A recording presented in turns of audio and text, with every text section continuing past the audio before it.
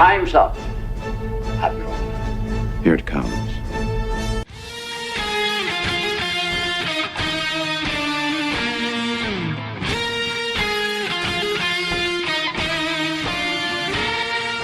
By the power of Grayskull!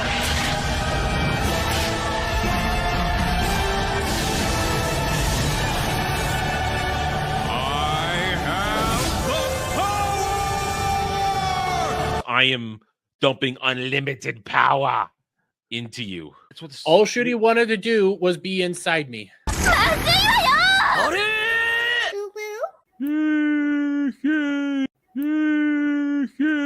was one of the first James Bond movies I watched, so I have a bit of a connection to it.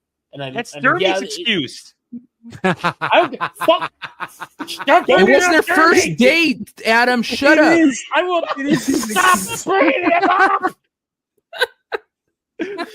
I don't give a fuck what that wannabe VTuber cunt wants to say. Okay, let me have my moment.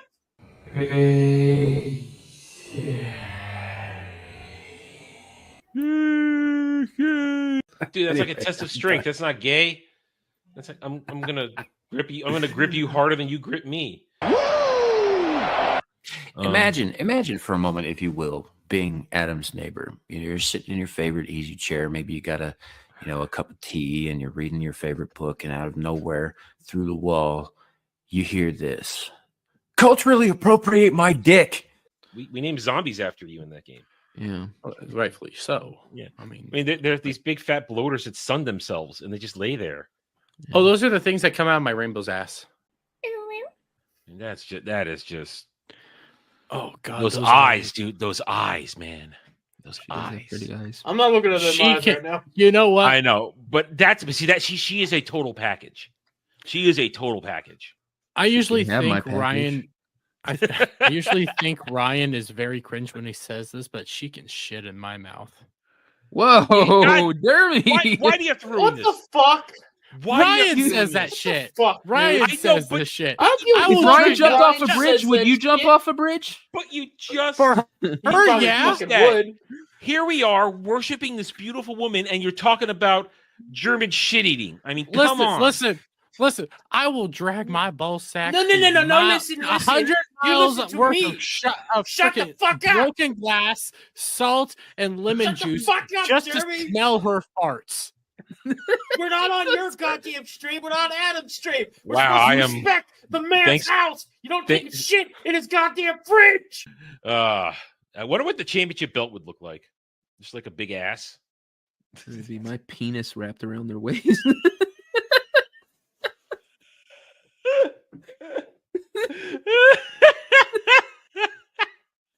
Come. They warned us about people like you. And to be fair, racist was Hitler. All right. Well, as you said, it's been an interesting week, and I think we have to take a moment. All right, I want everybody to join hands. If you're next to Jeremy, you don't have to touch him. It's okay. Join hands. I want you all to listen to the Lord. I want you to thank Jesus for the saving grace of delivering us from the acolyte and from Halo this week. He reached down with his glorious touch, and he moved heaven and earth to make sure we no longer have to suffer these sins. So I want you to say, praise Jesus, because the acolyte is filled with the demons that are reaching deep down inside and telling you, use that lightsaber as a penis. Realize that you can abuse your loved one and she will still love you. And realize that with Halo, you can enjoy that man ass. And when that man ass is there, when those cheeks are in your face, you can understand that his helmet is off and it's okay. So praise Jesus for leaving us these sins. Amen. So where's Melanie back when we need her? Oh, wait. You're a blasphemous Reverend Rabbi I Adam. think there's a bit of blasphemy here because Jewish Jesus. I think Reverend Rabbi Adam jumped the book that his people were starting with and went to the other book. So that's the original thing of shipping. The problem is nowadays it is morphed into a weirdness where you have stans, these fake fans, who will take characters that have no reason to be in a relationship whatsoever, gay or straight, and they will ship them together to be in a relationship. And most of the time they want it to be gay. A few moments later. It's essentially when you get somebody who takes individuals like D-Day Cobra. Okay, you see Jeremy. Oh God, here. don't make them And then kiss. they take Ryan. Stop it. No, shut up. So This they is take worse than swear to you God. kissing and they Ryan. start making fan All art of maybe Ryan. Okay, this is Jeremy. This isn't going to take away from you Ryan making like out this. with Ryan. Let him finish. Okay? Ryan like this, or the other way around, and sometimes 69, and it's just a bunch of internet freaks saying these two should be together. Beat down that song. Oh my God!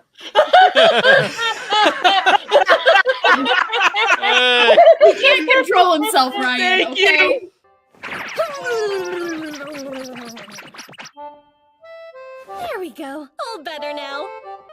Man, titties are the greatest things on earth. Hello, everybody. Welcome to Mellow Mondays, where I feel tired. It's been an interesting weekend. The holidays. I love the holidays, but I'm ready for them to go back to normal, so that the schedules can go back to normal and things are okay again. At the moment, I'm here alone. Devil's off playing politics tonight, and Samuel will be here when he gets home. How we doing? Well, there's a reason, Kaylee, that I have it the way it is. One, it's first of all, I interchange them. You guys know I interchange the clips. I take some out, put some in, and I do it since we are a stream where people don't come in. All my streams generally, people are not coming in by a lot before we get started. So I pad the runtime. One reason also, so if people have ads, they can get through the ads and not miss the actual show when it starts. But also, it's basically give it a couple minutes so people can come in, get the notification, sit down, and get ready. It's purely done so that everybody can get in here and not miss the actual show. Now, granted, so far the actual show is just me, so maybe it's not as entertaining as the clips. But and also, it's for people who maybe are coming in new to the show. Now, of course, this Mellow Mondays clip reel is from a lot of different shows because Mellow Mondays doesn't always generate the type of clips that Roundtable clip generates or some of the other random stuff because of the larger panels. So it's several different things. But just to give people an idea, if they are new to the channel and they're checking out the stream for the first time, what to expect from our humor around here so that they're not surprised. I believe in people understanding the moronic shit they're about to walk into. So that's why it's why it's as long as it is. Now I try to keep it 6 minutes or less. That is what I do work on. It usually this one was just under 6 minutes. So I do have a cap on how long I have these things go. And tonight, one of the ones I swapped in there were all longer sections. So that's the explanation. And it is what it is. And I find it funny. But that's why it's like that. But welcome everybody. If you're here watching the live, watching on replay, watching coming in later, catching up, I'm happy to have you here. It's Monday. It's the day before Christmas. It's the day before New Year's Eve. I'm not all here. I'm quite tired today. I never really kicked it into gear because it was a clip video day where I took stuff from yesterday. So I never really flipped the switch to work on videos. So here we are. It's almost 11 my time. So yeah, I never really got going. So you're going to get the best you possibly can from me, which is probably a little bit more than your average person either way. But yeah, so it'll be me for a little bit unless Samuel gets here earlier. Unless somebody else does show up. It's always the link is this is an open door stream. People have the links, they can come and go. Some people are still on the road. Also, people are traveling, so you never know who's gonna have time or what. So it's just gonna be us for a bit. I have one real topic. Everything else is discussion starters. So the problem is I can't start a discussion if it's just me can't do that. So we're gonna do our best. And we might not go super long tonight, as I said, I am tired. And tomorrow night we are doing Christmas Eve. I did it again. We're doing a New Year's Eve stream. Dermy's going to be hosting one, but I'm going to be simulcasting it over here. So we're going to be doing a broad New Year's Eve stream. So we're going to be up late tomorrow night anyway. So I kind of don't want to. I'm not gonna push the stream tonight. If I find a nice, comfortable moment to end the stream tonight, we're gonna wrap things up and we're gonna move along. But Samuel has not said he's not gonna be here, so I'm not gonna quit just because I'm alone. But I'm not alone. You're here. You guys are here in the chat, and I appreciate each and every one of you for joining me as you always do. I know there's other stuff going on, and I know Geeks and Gamers are doing Among Us right now, and there's still sports ball going on, at least for another week or so before they hunker down and get ready for the Super Bowl. And there's always other stuff going on. So I always appreciate it. You guys show up here and join me at least live. I know some people come in on the replay, and I appreciate whether you watch me live or on the replay, but I do love when you guys are here live because you guys are as much a part of the show as me or the boys are. You guys provide us questions. You guys will sometimes take us down roads of discussion that we will not even think to do. You'll ask a question and we'll respond, whether it's from the chat or a super chat, and we'll go down that road, and we could generate. We've generated discussions that have gone like an hour before from a single tangent from where I thought we were going to go. So you guys I love you guys, and I'm glad you're here, and I hope you've had a good Christmas. If you are of also my faith, I hope you're having a happy Hanukkah, and I hope fuck Kwanzaa, do a fuck about Kwanzaa. And I hope that you're ready for a New Year's Eve celebration, whether you're going out, staying home. Frankly, I've done the gone out thing for New Year's Eve. It ain't that great. It's messy. It's loud. Usually it's cold. It's not so cold here this year, but most of the time it's cold. And also it's dangerous. People getting drunk and doing stupid shit way early in the day. I don't trust people. I don't trust people to behave properly. I think they're going to be dumb. Most of the time. Default is dumb. So they're going to do stupid shit really early. So I like the home thing, spend with friends and family, just to have you get to see the celebration on the TV. You can drink your alcohol safely in the house if that's what you're doing. Nice food. It's warm and comfortable. Sit in your chair, hang out, living room with people. So I hope everybody's going to have a nice plans for New Year's Eve. And if you have limited plans, you can join me and the boys tomorrow night when we stream. We'll be hanging out. It'll just be a hangout thing. We're not playing games or anything. It's just going to be a hangout, talking about stuff from the year. I have a couple of starter questions I'm going to throw out tomorrow night. So we'll try and have a good time, make you laugh, have some fun. Let's see. Now, do I have anything here that I can go to? Here's my story for the day, but I need somebody else to talk to about that. I might save this one for next time. I need somebody here for this one. I also need somebody for this one, and yes, I also need somebody here for this one. So yeah, everything I've got it requires second person to talk to. Oh, look at that. Hi. I wasn't expecting you for another 15 minutes. Hi. Yeah, I left a little early because the entire city's coated in black ice, so I had to be a little careful getting home. Black ice is dangerous, man. Yeah, I have slipped on that shit. That ain't fun.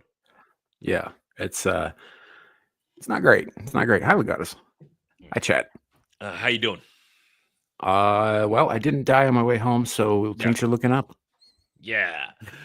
Yeah, I was saying I'm just feeling tired. I've had repeated nights of little sleep or bad sleep. So it's kind of caught up. It's the holiday schedule for YouTubing. It's got things out of whack.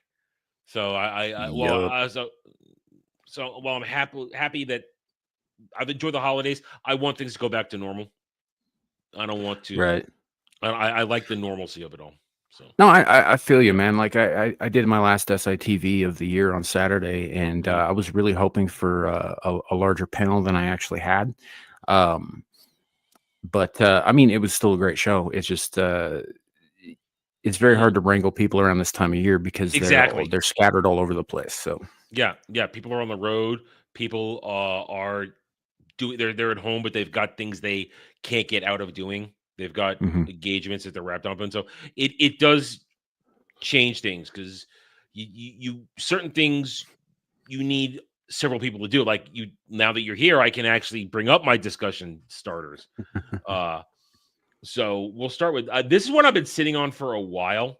Where is it? This is what I've been sitting on for a while. I kept forgetting it was in my bookmarks on Twitter.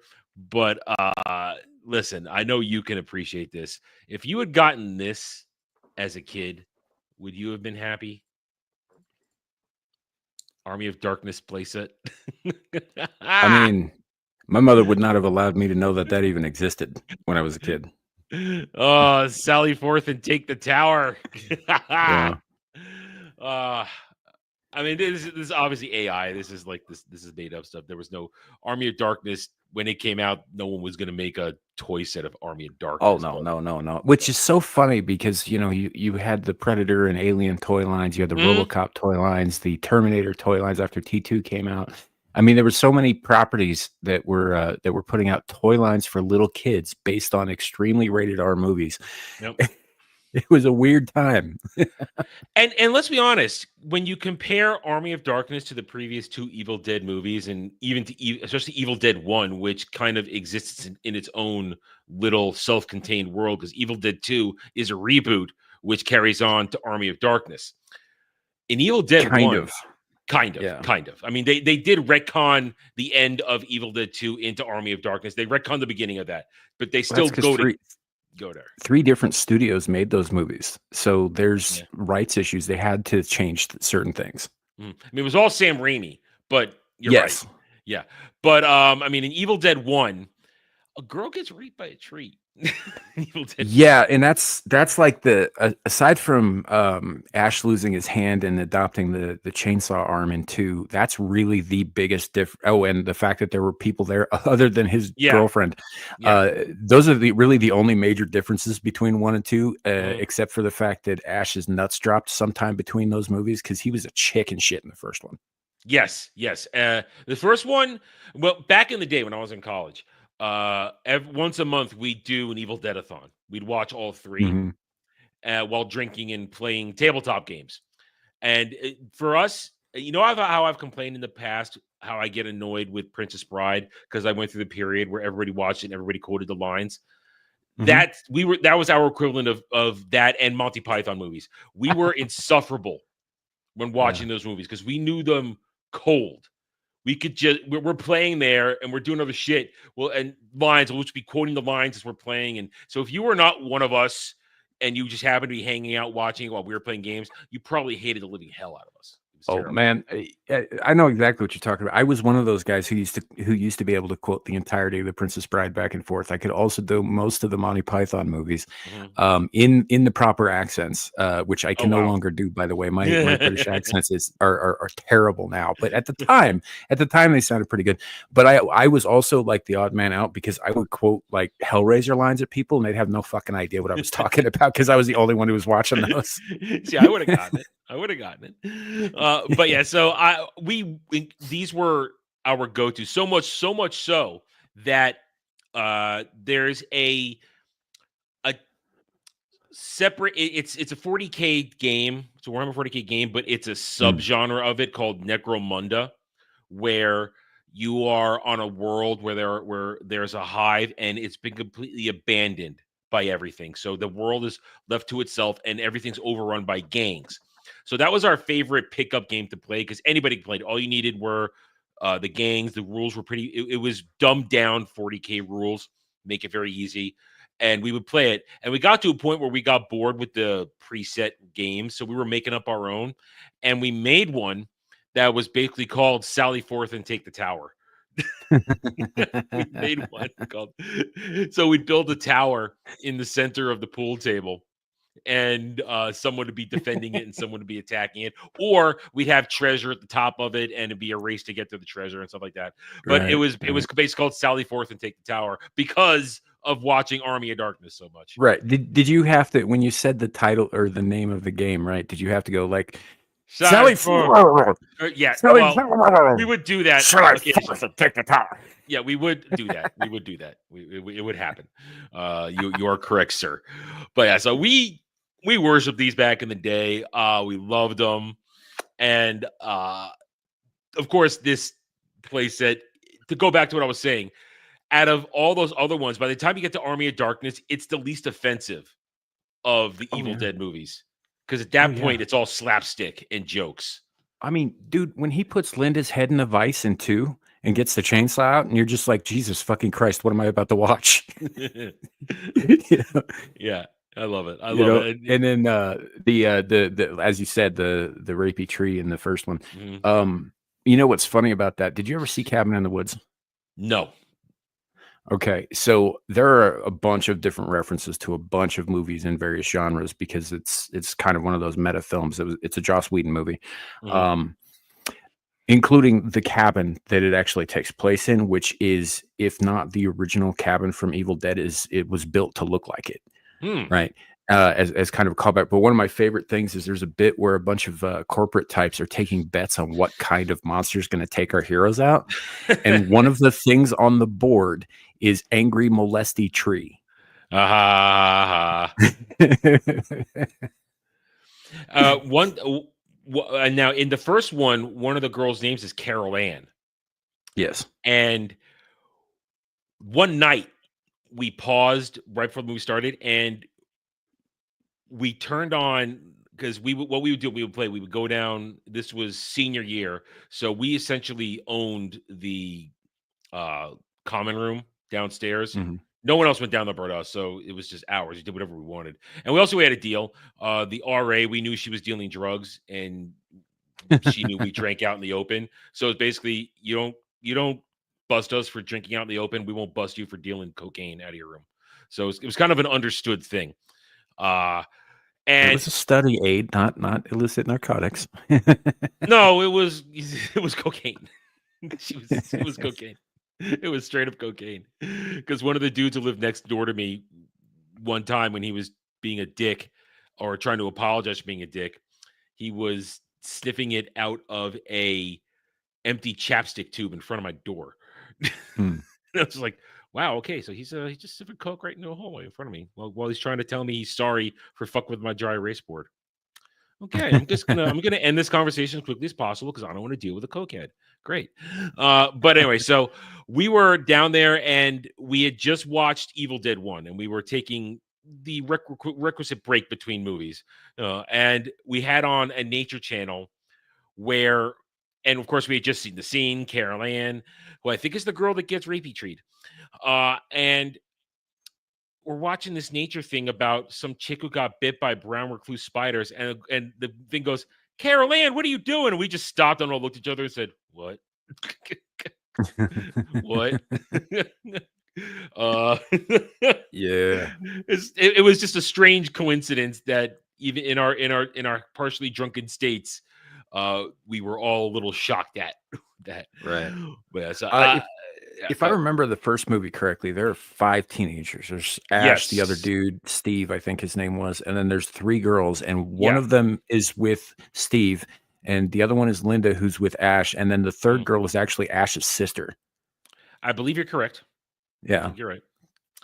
And little known, well, one time I realized it. So in the second one, you're right, it was just Ash and his girlfriend. Mm-hmm. And then in the third one, when they do the recap of Evil Dead 2, people may not notice it goes so quick. They replaced his girlfriend was replaced by Bridget Fonda in the opening of that. Bridget, if I remember right, his girlfriend was recast like 3 times. Yeah, yes, every movie, each movie, different actress. Yeah, but for the recap in Army of Darkness, it was Bridget Fonda, and once I knew who she was, I just thought, yeah, that's Bridget Fonda. Huh. Right? They did it. You know what? They did it again. I think in Ash versus Evil Dead. I don't remember. That's a different actress too. I don't remember. I don't know if they I don't know if they recapped. I don't remember if they recapped. No. But there's a bit where he goes home to his dad's place and his sister shows up as a deadite. Oh, okay. Okay. It's been a while since I saw the series, which was great. The series was a lot of fun. It had all the right callbacks, and it left you just enough room to kind of wonder, did Army of Darkness take place or not? It wasn't entirely clear. You know what's really funny is I saw some stuff where Sam Raimi was talking about, like, they had intended to do a Evil Dead 4, a follow up to Army of Darkness, and they had, and like with Army of Darkness where it took Ash back to the Middle Ages, they had planned to take him to the far future with like giant deadites and shit, which is pretty much where they ended that series. Yes. Yeah. With the white streak hair and everything. Yeah. Oh man. So, but that was the intention for Evil Dead 4, but they never got to make that. So they threw what they could of what they'd planned at the very end of season 3 of Ash versus Evil Dead, which is a damn shame because that show was awesome. It just was so much fun. See the numbers to keep going. It was so much fun. I'm glad and even though it ended the way it did, even though it's kind of open-ended, it's still a decent ending you can stop on. Yeah. Because it's like, they ended it the same way they did Evil Dead 2, right? It's just like you're in an unfamiliar place. What the fuck is going on? Roll credits. Groovy. Let's do it. Let's do it. Listen, but what I love about Evil Dead and also more so Army of Darkness is the way, despite the fact that it was horror and then became horror comedy, it stretched itself into so much of pop culture at the time. It even got into Reboot, the cartoon show, where they played a game, Dead Before Dawn, and the sprites, the characters were all the zombies, and they were fighting an Ash character who had a chainsaw hand and everything, and all he said was groovy. That's all he said the entire game. Yeah. Well, you're right. It has wormed its way into pop culture. What's really funny about it is that the Necronomicon actually comes from H.P. Lovecraft. So Evil Dead was partially inspired by H.P. Lovecraft, which gets even better because I believe it's in the first Friday the 13th, but there's a television on in the background that's playing Evil Dead, the first one. Really? Yeah, it's real low volume and it's in the background. It's not part of the scene at all. It's just sort of part of the backdrop. But if you look for it, it's there. And then I think in I want to say it's in Friday 13th Part 2, but it might be a later movie. But I'm pretty sure that the actual Necronomicon prop from the Evil Dead movies actually does make an appearance. And there is a fan theory that Jason is in fact a Deadite. Man, I wouldn't want that thing anywhere near me. Right? But like his mom got a hold of it and brought her son back, but unkillable like a Deadite.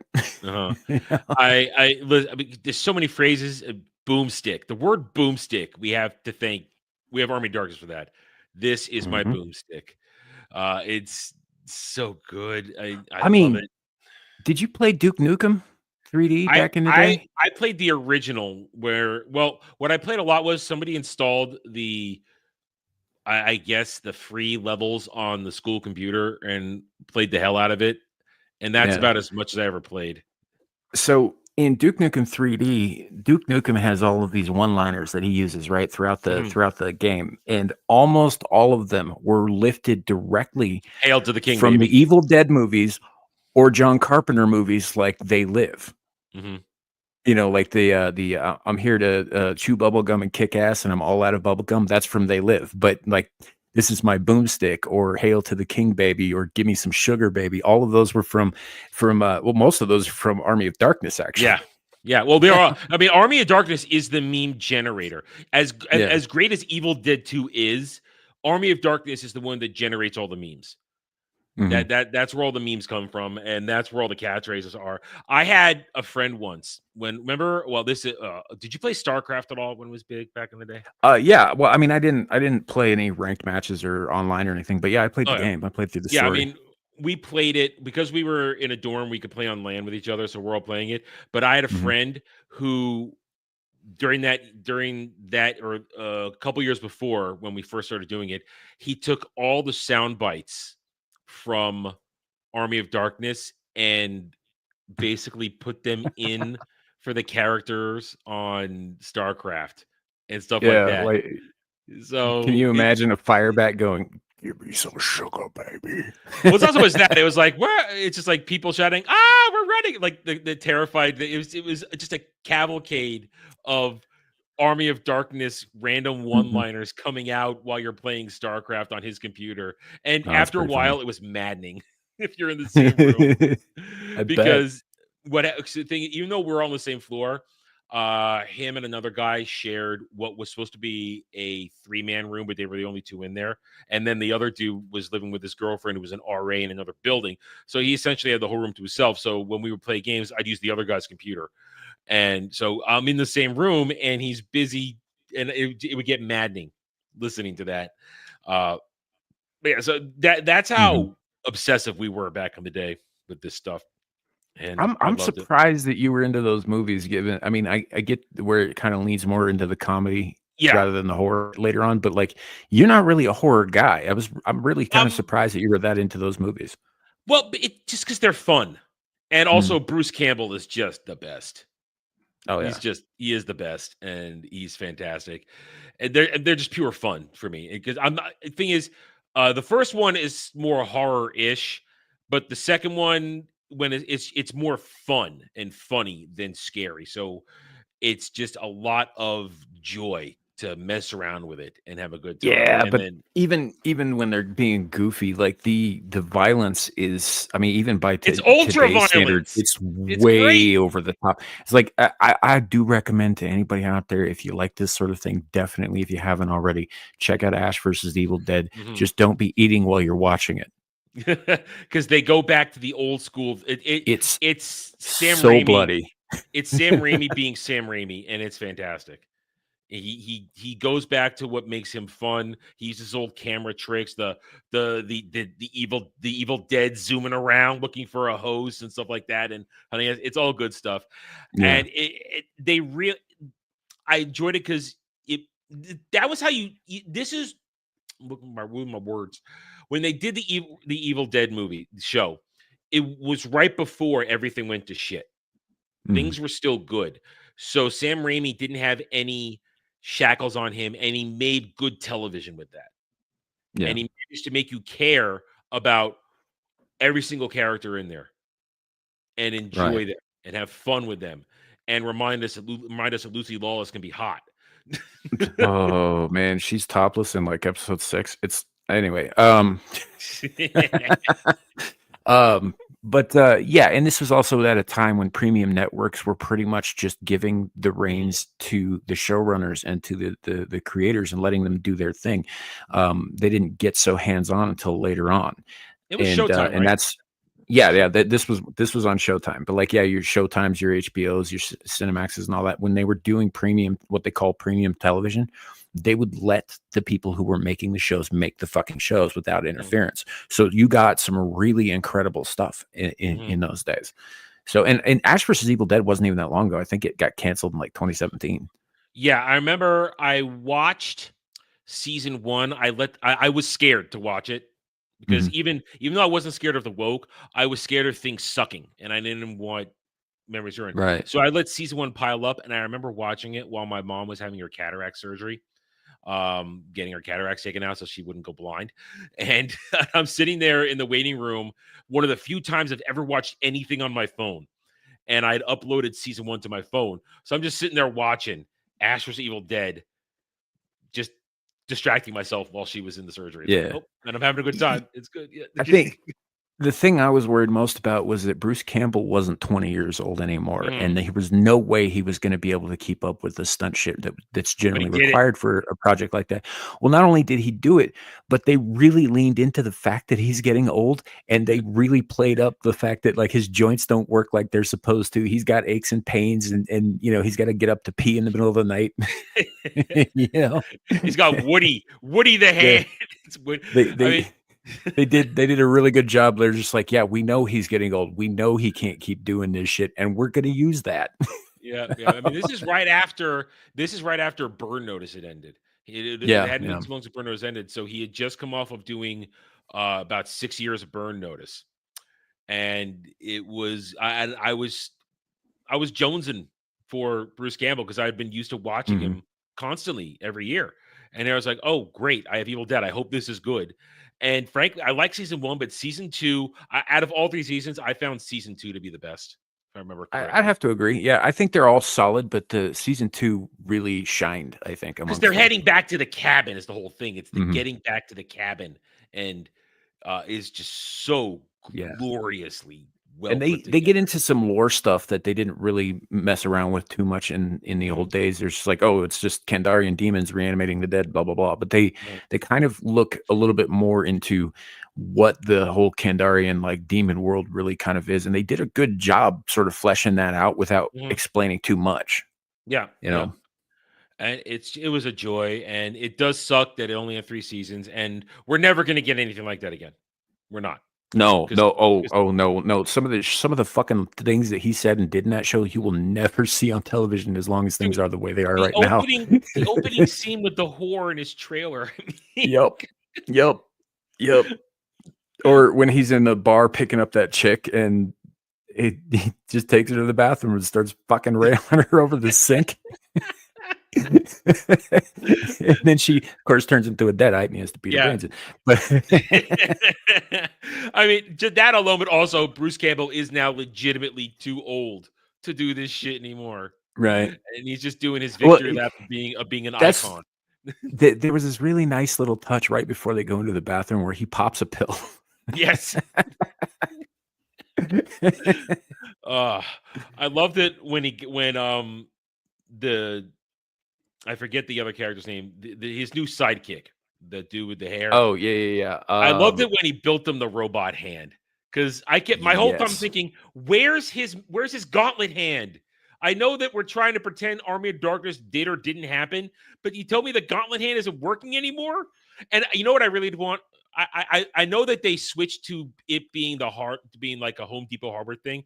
But I just wanted to say shop smart, shop S smart. I wanted that so bad. Yeah, well, I think that's explainable in lore, though, man. So if you recall, when he ended up at the beginning of Army of Darkness, he drops into the Middle Ages, right? And he's still got his chainsaw and his boomstick, right? But that's because they're attached to his body, right? But like he doesn't have anything else with him. Any other car. Yeah, and all that stuff. So I would, it's entirely possible. I would say that when he came back to the regular time, like it just got lost on the shuffle. It landed somewhere else. Well, but remember, at the end of Army of Darkness, he still has it when he's telling the story to the chick, and the Deadite attacks him. Oh, that's right. That's right. And that's when we get the line, "Hail to the King, baby." He's still got the gauntlet arm. Now, the only thing I can think of is the gauntlet arm just broke. It was clockwork. He probably just got too much gunk in it or whatever. Yeah, that's all. I would have. I know that he didn't need to do it, and it's also probably good they didn't do it. But I would have liked just a throwaway line. Man, I wish I still had my gauntlet. Something like that. Well, it was nice that Pablo is his name. Pablo made the new hand form. Dude, the side characters they introduced in that show were really good. Yeah. Pablo was fantastic. Lucy Lawless's demon chick was awesome and hot. I can't remember her name, but the other girl who joins them on their quest is actually a really solid fucking character, and they did some really cool character work with her. Plus, she was hilarious. Like her one-liners were great. Yeah. I loved it all. I and I even didn't hate when they stooped in a daughter for Ash in season 3. I didn't hate that. It's still the writing was good enough. Sam Raimi was good enough to not make us hate her for coming out of nowhere. Well, yes, I mean, and I could totally buy that she would come out of nowhere though too, given how they opened the show with him banging some random. You know what I mean, though. I mean, Sam Raimi knows how to write characters, and he made he with the immediate introduction, and because we're 2 seasons in at this point, and we have all the characters we know and like, and he still managed to make another character at the last minute not be hateable, and take up time from the characters we're here to see already. Right. Well, you're right, and I think I don't recall any particular character that I had. The only real issue that I had with any character arc going through was in the first half of the first season. There's this federal agent who's tracking Ash, right? I think I remember And that. I need to rewatch this. Her and her partner find the cabin, and then the Deadites It's kill her the partner and all that stuff. yeah, it's like the X-Files wannabe guys. It's like Yeah. Bill So Mulder and Scully. Yeah. she sees all that shit like firsthand, and she gets really invested. Then she hooks up with Ruby, who is Lucy Lawless's character, and goes along for a little while. But then she's just unceremoniously killed off. And I was like, no, she was actually turning into somebody I wanted to see more of. What the fuck? Mm-hmm. You know? I need to rewatch this. These 3 seasons. Yeah, she was one of those characters like you just spent 4 episodes getting me really attached to this person, and then boom, she's gone. I get what you're doing. It's a gut punch. I understand that, but god damn it, you know? This is I miss this type of stuff. I miss these franchises, but I would have liked one more season. But now, oh yeah, I'm happy that we can say it's in a place where it's good, and we want more. We can accept where it ended. I mean, that's the best you can ask for in these situations where something ends like that. It's like, oh, you know what? It ends well enough. We can leave it where it is. Look, I mean, it sucks that it's over, but you know the way they did it is in keeping with the tone of the previous movies, so I can live with it. And I call it a gift that we got 3 seasons of great Evil Dead content again. Mm-hmm. I call it a absolutely. gift. I call it a gift. Absolutely. That we had that much fun with it. They even leaned into some stuff from the first 2 movies where in his hometown, when he goes back to his hometown, he's a fucking pariah because everybody thinks that even though they couldn't prove it, that he killed everybody out at that fucking cabin. Yep. You know, when he didn't do it, but they all think he did. That's why they call him Ashy Slashy. Ashy Slashy. Yeah, I definitely got to rewatch it. That's good. It's good stuff. I love great franchises, and let it recipes. Ignore these continual Evil Dead movies they keep rolling out. They're not real Evil Dead. Just I haven't seen any of them. Larry said they were pretty good, but you know, I don't know. I haven't watched any myself. I've heard that while they do callbacks to the real thing, they aren't. They're their kind of own thing. So if you are a fan of Sam Raimi, Bruce Campbell, Evil Dead, they're not really for you. So I haven't heard they're terrible. They're just not Evil Dead as one such as us would be really into it. Yeah, I think they kept some of the elements like the Deadites and that sort of thing, but they kind of leaned back into the you know, relentless nail biting horror aspect of it rather than the comedy. It's not like it's not funny stuff. Yeah. It's ugly, it's frightening, it's uncomfortable is what it is. Yeah. And let's be honest, the first Evil Dead movie had a few chuckles in it, but most of that shit was really uncomfortable to watch. Yeah. Oh yeah, yeah, yeah. It's not fun watching a chick get railed by a tree. That's not even the worst part. I mean, that part's pretty fucking awful. But the bit where homegirl takes a pencil and jams it into the other chick's ankle and just starts digging around, right? It's like, I don't need to see that shit again ever. Yeah. I'm going to shift gears way far away from where we are to something else. Again, what I have most of tonight are just random posts that are sort of hopefully conversation starters. And I came across this one the other day, and I am so much of a Star Trek nerd like you that I see this, and instead of thinking, which I never played the game, but instead of thinking, man, that's cool, I see this picture, and what do you think the first thing me being me, I see one thing that immediately makes me annoyed. What do you think it is? Huh. This screen looks familiar, like I've seen it. I might have played this at some point. There's one thing here that instead of remarking, "Oh man, cool little game," no, I see one thing, and as a nitpicky Star Trek nerd, I instantly go, "Why is that? That's wrong. That's wrong." I mean, if I had to guess, I'd say it's probably the radar sitting in front of the captain's chair. Well, that's one. No, that is thing though. My first one telling me Uhura's in the wrong spot. Yeah, she should be over here, not over that's here. True. That's where Spock should be.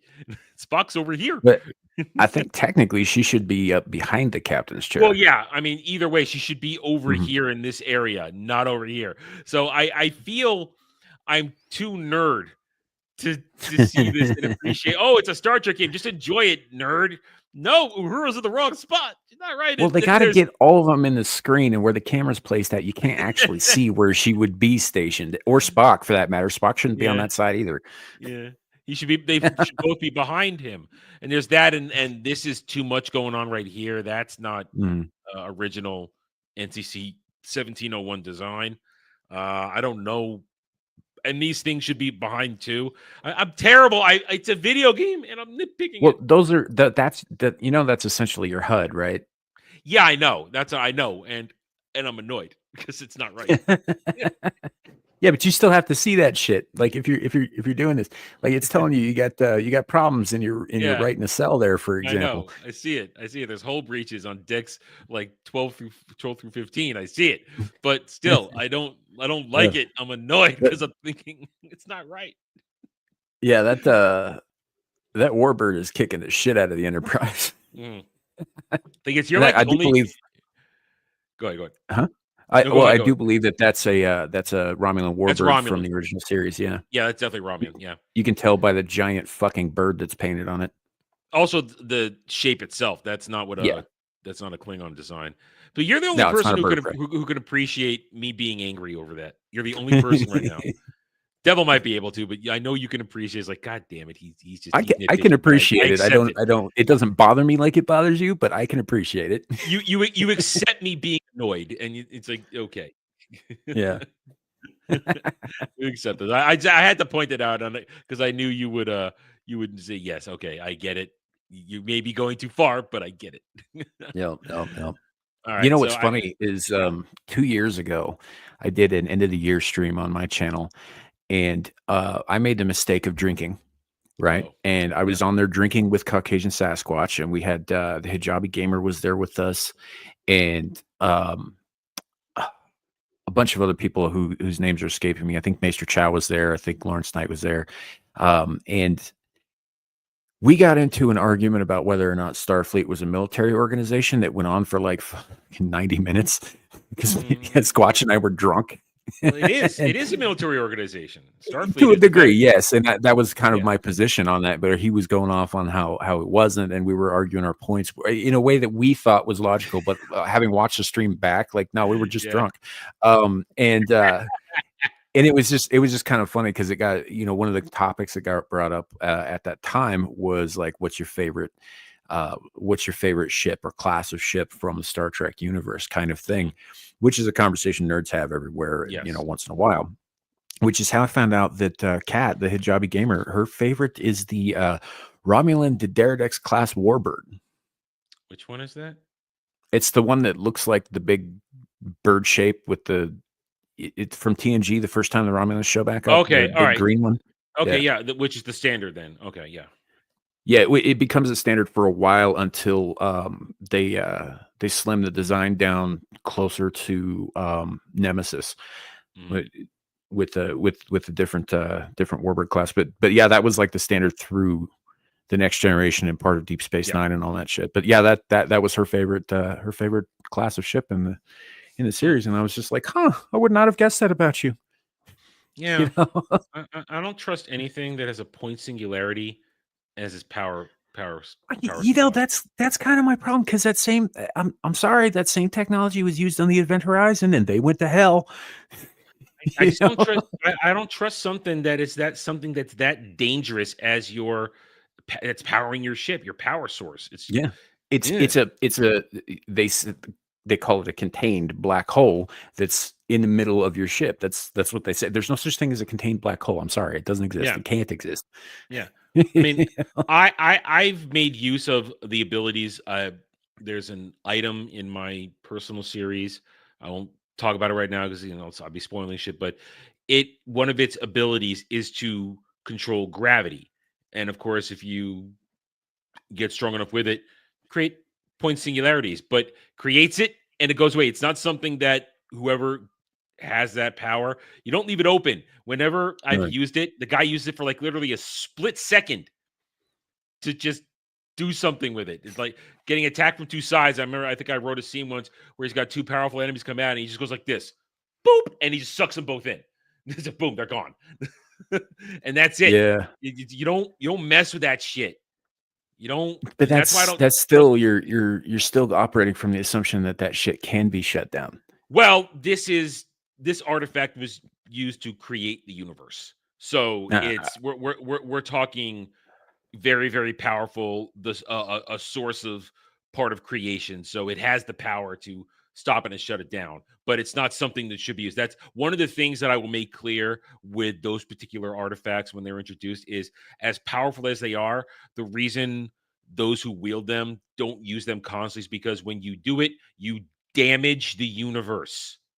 You throw things out of balance. And therefore, when you use them, you can use them to an extent, but if you extend the power levels beyond a certain point, you start warping things. Like there's one that controls time, and you do not fuck with time because eventually you'll create a paradox. That it's their rules. This is why singularity technology, even for what the Romulans use it for, is a bad fucking idea. Yeah. If you think of the universe as a stretched out sheet of rubber and then you drop a fucking bowling ball into it, that's what you're doing every time you turn the goddamn thing on. Yeah. Mm-hmm. You know? Yeah. So that shows you I put thought into very high powered things that are very, very, very important, but very, very strong. But you have nothing is perfect. There's always a double-edged sword. It's always a downside to it, which is why those who control them are supposed to be smart enough to know how to use them. And the dude who used it, he'll manipulate gravity all the time, but he would rarely open up a point singularity. It's a desperation move, essentially. Just like you don't fuck with time, you don't fuck with death, you don't fuck with life. There's another one that can fold reality, basically space folding. Yeah, it's used it's like a tesseract. You can use it, but you don't. Even though you can use it, they'll travel by conventional means more often than not. It's only like, okay, shit, we need to get from A to B now. Fold space, get us there. But that's because these things created the universe, so they can bend the rules, but you don't F with it. You don't. You limit it. So. That's why I don't trust Romulan tech, man. Singularity. Yeah. Give me good old dilithium crystals. Good old fashioned. They do make some pretty aesthetically pleasing ship shapes, though. The Romulans, they're very pretty. Their ships. Yeah. I don't like Romulans. I mean, I don't like Rommies. I don't like them. It's okay. So let me ask you this, since we're on a conversation starter kind of binge. What is your favorite non-major, race in tech wise or planet wise, just like whatever you like most about them? Who's not like, I'm just going to throw this out there. No Federation, Klingons, Romulans, let's even just throw the Borg in there because it's like that's the obvious choice for anybody with a penis who likes science fiction. See, if we were sticking to those, I would go Klingon because I love Klingon. Right, but those are off limits. So outside of those, now what range do I have to select from? All canon Star Trek. Okay. I suppose you have an answer for yourself, right? You have an answer? I have two because I'm a little torn. Okay. So. I have to think for a moment here. This is just gonna I mean, I could make a couple of gag ones. I could say I like Orions because they're the women are where they belong, and well, there's that, and there's also the fact that they're a slaver race. I could make a joke on that one, but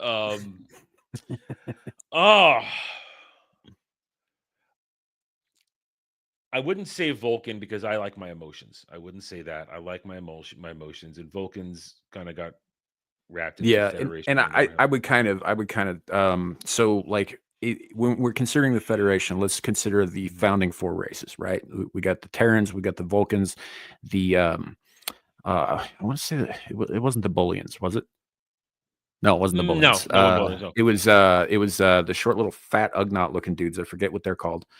Those guys and the Andorians. I think, were the founding races. So those will all be like lumped in with Federation.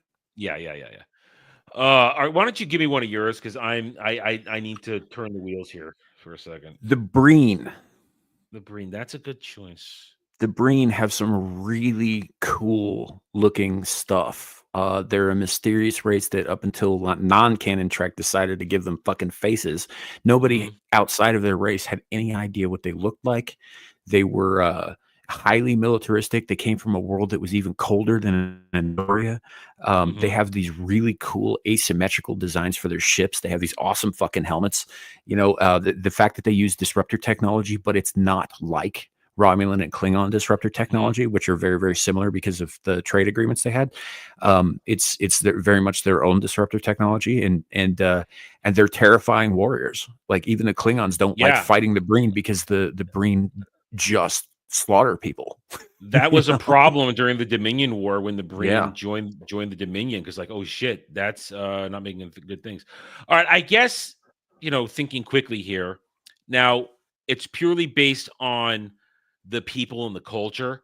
I like Bajorans. No, that's fair. I like They Bajorans. and they had a ton of development, so there's a lot to dive into with them. I mean, I like what I like. I think what I like the best about Bajorans is they don't give up. Is their persistence and believing not only in themselves, but I guess not being a very big man of faith myself, but their faith sustains them during a horrible period of time where they're literally being crushed by the spoonheads. So I like the Bajorans, and also, man, Bajoran women are hot. They're hot. Oh yeah. They're fiery though. They're like space I like that. Latinas. I like that. I like the hot, powerful chick aspect of Bajoran women. I dig that. I'm okay with that. Yeah. We're okay with that. Yeah, no, the Bajorans are pretty interesting. They're one of the first races that they really kind of dived into what other aspects of culture exist beyond trade and military shit, right? Yeah. You know, because like everything else is pretty one note. You get like a little bit from, you remember that episode of The Next Generation where they had the two planets and one of them had space technology and the other one had the drug that they were selling to the other planet? Right. Okay. So we got enough to basically understand the interaction between their two cultures. But beyond that, we don't really understand a lot about these peoples, except that one is basically a fucking narcotics dealer and the other one's an addict at the end of the show. We don't know much more about their societies than that. Whereas with the Bajorans, like you know about their architecture, about their scholarly culture, you know that they're warriors, you know they're highly religious and that their religion is deeply involved. You know, there's so much about them that they were developed really, really well. So I absolutely could see that pick. Yep. And also because, like you said, because of the development, they feel, for lack of a better term, lived in. Yeah. Bajor, unlike so many other, there's very few planets in Star Trek that you can say you feel like you've been there, you feel like you're attached to it and have so much development. Bajor is one of those planets that that they built a real living, breathing world that we visit multiple times, that constantly, it's a literal constant in DS9. It's there. It's the whole reason they're there to begin with. Yeah. And you know, and like as cool as one of the off limits races the Romulans are, like everything about them is really cool. They did do a lot of development with them, but over, of course, like 2 series. But we've only ever actually been to Romulus twice, if you include the TNG movies. Once in Reunification and once in Nemesis. And in Nemesis, it was even briefer than it was in Reunification. It was only in the Senate chamber. You know. Yep. So you do here. I mean, you say major race. We have no feeling for Romulans outside of the military and the Tal Shiar, and a couple senators here or there. There's no feel for it. Whereas with to bring the major races, we've been to Kronos many times. We know Klingons have. There's so much depth to the Klingon everything that goes on. Yeah, we know about their past. We know about their mythology. We know about how their caste system works. We know about how family inheritance works.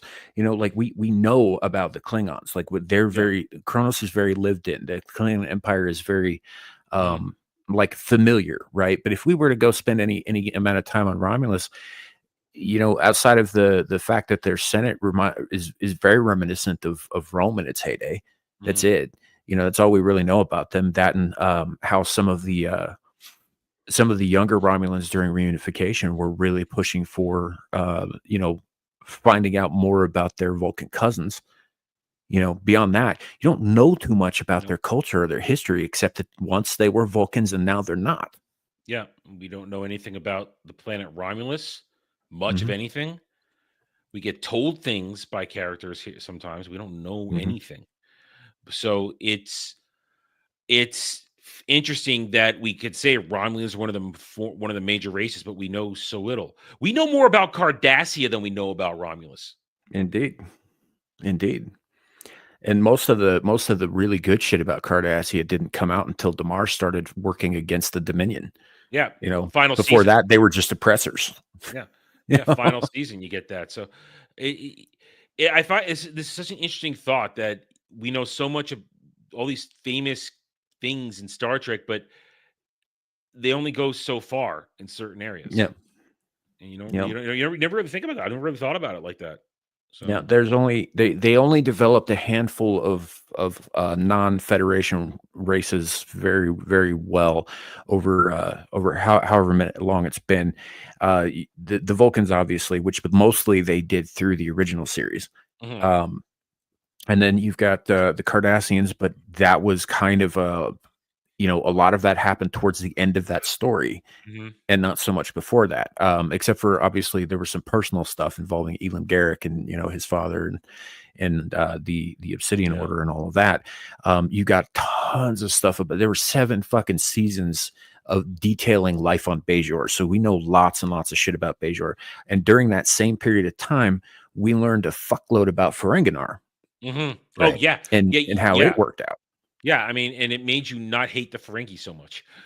Yeah, they became interesting. Yes, yeah. So much so that they through the storylines, feminism broke out on Ferenginar. Right. But like with even with the Dominion, like the Dominion races, we know that Wayun's people are all fucking clones. We know that the Jem'Hadar are all drug addicts that don't really have a home world of their own. And only lived for 7 years. Yeah, the which is a side effect of the accelerated growth process when they build their armies and shit. The founders themselves have a world, but their culture is entirely insular and hidden from anybody who's not part of the Great Link. Yeah. The Great Link is their world. So it's just and if you go and I know we stepped into the territory that is dangerous. If we go into Voyager, man, you don't stay long enough in one place to learn about anything, Voyager. I think I'm the Janeway. I'll destroy something and move on. Right. I think the most we got in terms of developing races was actually the Borg. Yeah. And a lot of that I really wish they hadn't done. Which was good. All of the mystery out of it. Which wasn't that great. I didn't. Yeah. I don't. They gave us too much. And they introduced some really cool races that they didn't really do much with, like the Vaudouar, right? The snake neck people. Oh, okay, yeah. Who were bent on destroying everything in the galaxy and then got put to sleep, or the Kabali, who were the ones who were basically inhabiting the animated corpses of other races. I don't remember that one. Yeah, that's because they didn't do much with them, but there's some interesting stuff they could have done with that. Yeah. I mean, real quick, Happy New Year, Jay Fraser 360. Enjoy catching up. There's always stuff. So Happy New Year to you too, my friend. Yeah, good to see you, man. Happy New Year. Yeah. I see. Here's the thing. I've seen Voyager all the way through at least 6 or 7 times, but outside of a couple of the races that had storylines that persisted back and forth, like the Harajan and stuff like that, you couldn't. The Harajan were really fucking one note. Yeah, we're hunters. Yay. It's the Predator, but Yeah. without the cool Yeah. aesthetics. Yeah. And so I honestly can't think of any race because my joke is actually pertinent. Hi, I'm Catherine Janeway. I'm gonna come in, I'm gonna fuck over your society, and I'm gonna move on. Yup. There's never, because they keep going literally forward, there's no going back to check in on a good species if they were remotely interesting. Dude, this is why this is one of the few things that I think that Star Trek Online really did right. Your time in the Delta Quadrant is almost entirely, while guided by Kim and Tuvok, almost entirely retracing Janeway's steps and fixing her fucking mess. God damn. Listen. Listen, Kathy, she did what she had to do, but don't make her. They shouldn't have made her a goddamn admiral. No, they should have court-martialed her ass. Yeah, I mean, getting she people should home be doing time because she committed war crimes to get home. Yeah, at the very least, she should have been unceremoniously discharged. Without, I mean, maybe not throw her in jail because it is extenuating circumstances, but at the very least, you're drummed out of Starfleet. She should have been retired. She should not have been given a position over Picard. Yeah. You know, that was some horseshit. I get it. She got all her people home, but she leapfrogged him hard. Yeah, but she damaged so much fucking shit in that. And the only reason Starfleet's not worried about it is because it's going to take any of those assholes 70,000 years to catch up to claim reparations. Yeah, because Transwarp Hub destroyed. Yeah. Transwarp Network don't work no more. Yeah, and it's not like the Borg are going to let anybody else use it. Yeah, what was left of them at that point. Yeah. So, but they created some interesting stuff, like Species 8472, right? Dumb aesthetically. They looked fucking stupid as shit. CGI and part was of it terrible. was, yeah, their CGI was awful. The design of the characters was just kind of like, okay, yuck. But the concept of the race of a race that exists outside in fluidic space, whose technology is not only organic but also alive and therefore able to resist Borg tech, right? A species that not only outclasses the Borg but is actively seeking to destroy them, and by encouraging on their fluidic space, they took that as all the permission they needed to come through and cleanse this space of all life. And like, there's interesting stuff there. I mean, maybe not cleanse us, but let them kill the Borg. Let them do it. Right, but they didn't discriminate, which is one of the interesting things about them. They're just like, no, you all suck. We're gonna kill everybody. Yeah.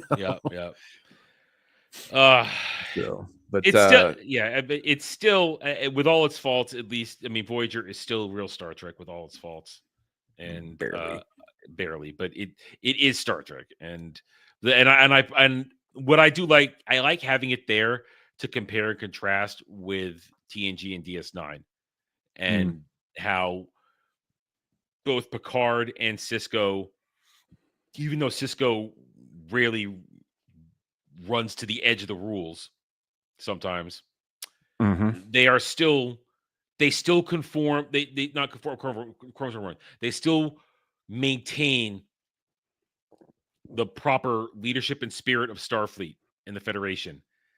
And you compare that to what Janeway did, and it's just, man.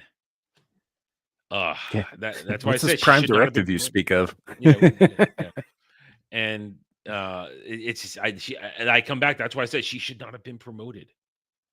Yeah, I mean, dude, Legatus, I'm not saying that it's not 100% better than STD and everything else made in the last 10 years. No, I totally with you on that.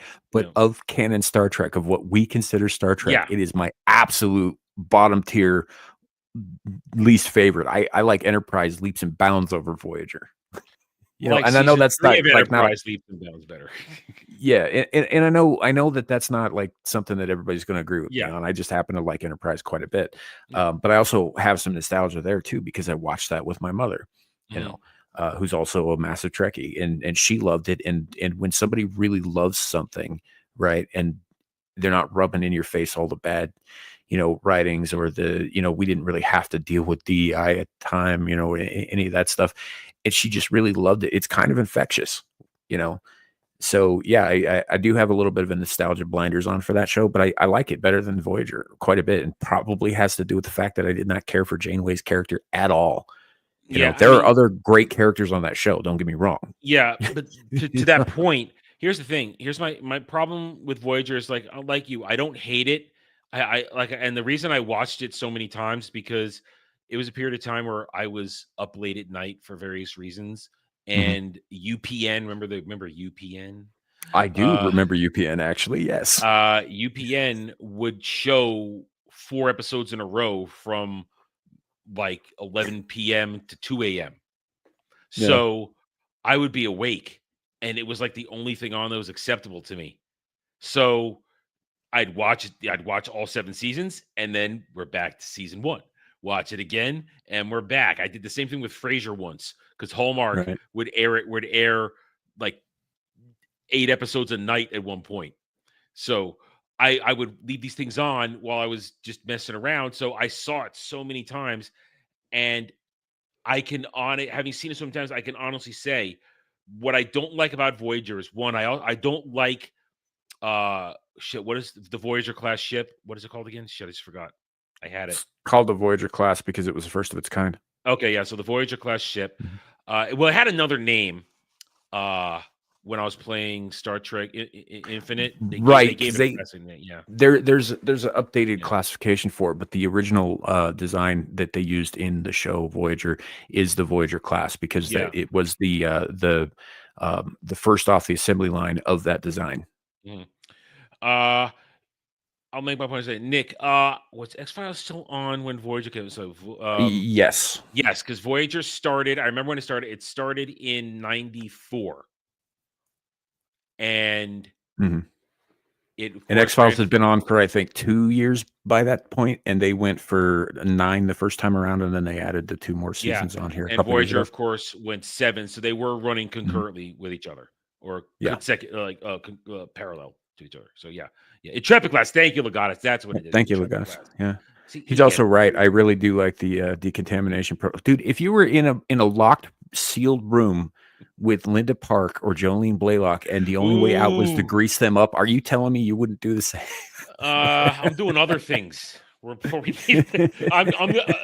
the contamination. I'm diving right in, dude. The contamination that's going to happen is going to keep us in there an extra couple hours. Yeah. Okay, we're gonna have to get greased up a second time.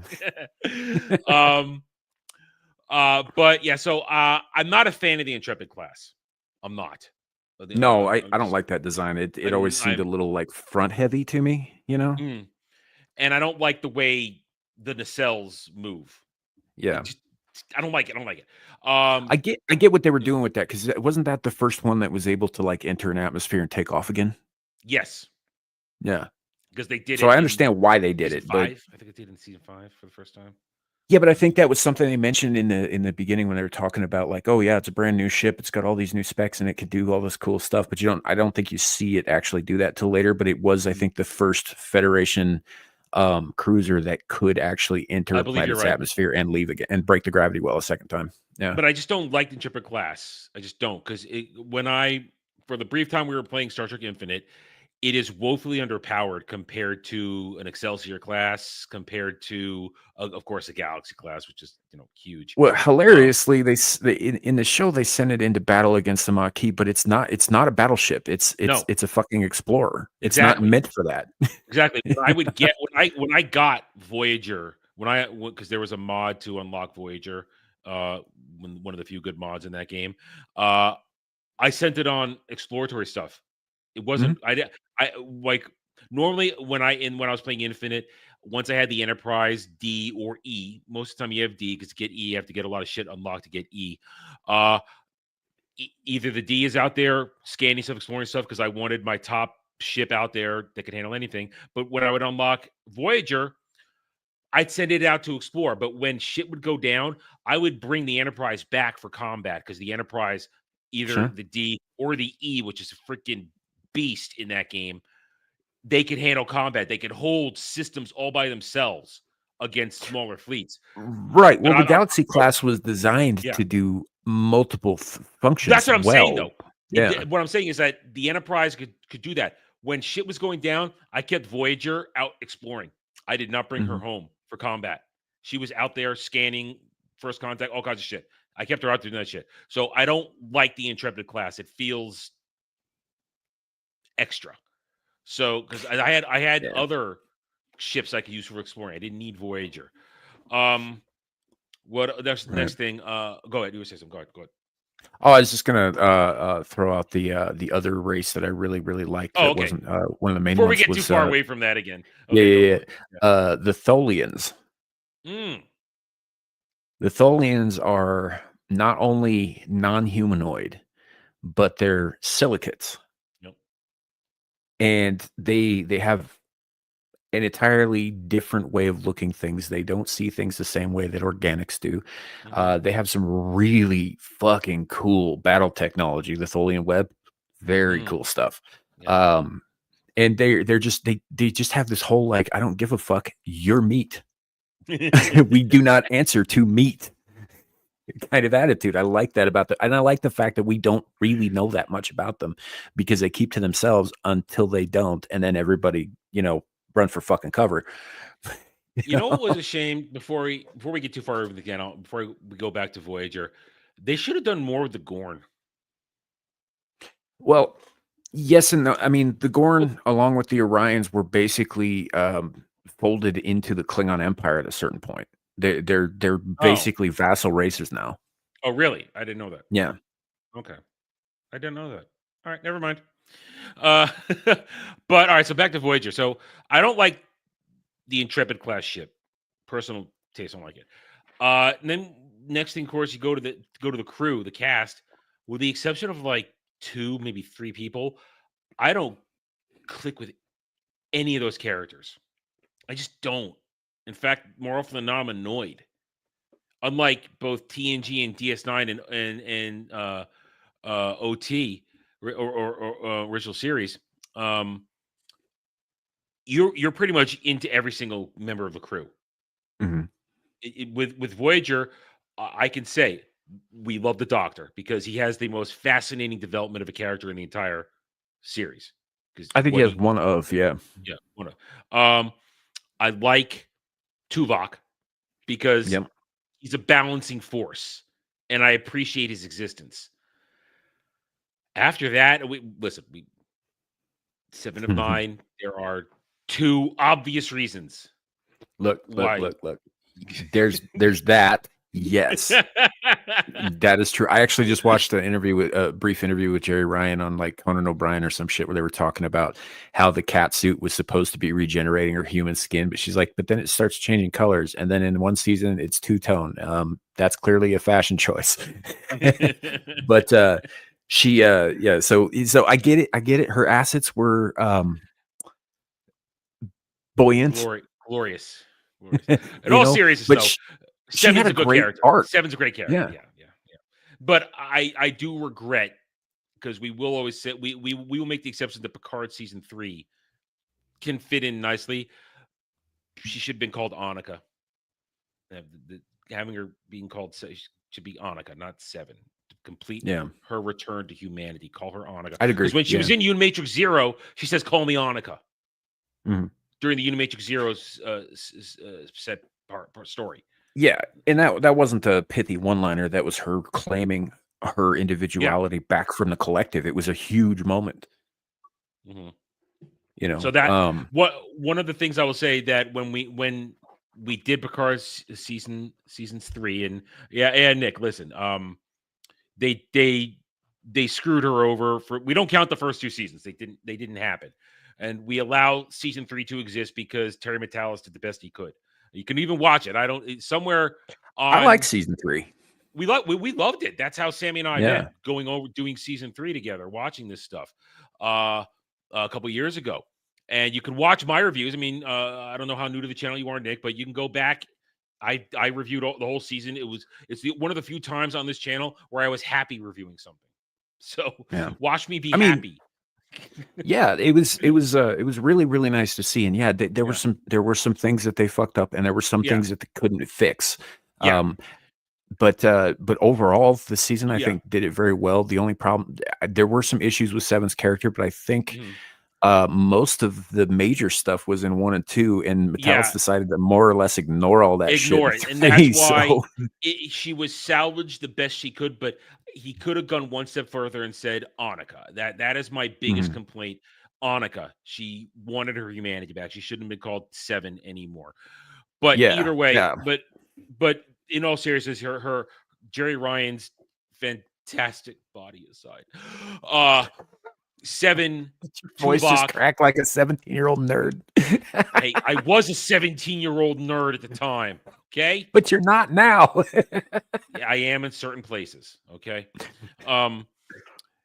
Seven, Tuvok, and the Doctor are it from Voyager that made me interested. Everybody else was either get the hell out or I tolerate you, Janeway. I tolerate you because you're the captain, and because we're in the middle of goddamn nowhere space, you're not going to get replaced halfway through. You're going to be captain all the way through. So but I mean, fuck Tom Paris. Fuck. I hate B'Elanna. I hate B'Elanna so much every day. Really?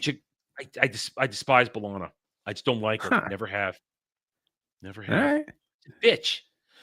I mean, I actually kind of liked her, but I've known a lot of Latina women, and I watched a lot of Klingon shit. She makes total sense.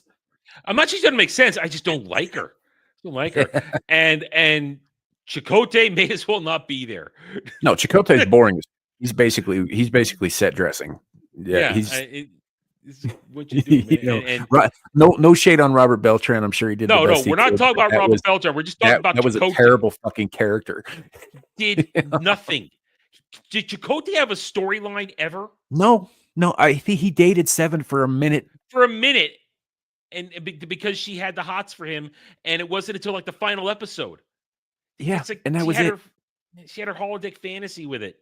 And that was it. I think they did a couple of episodes where they're like, "Oh, why he's got the tattoo? Let's talk about the Native American thing for a second," and then they went on to something else. And it was like, no, there's no anything with Chakotay. They don't even talk about the fact that he was the leader of the Maquis faction.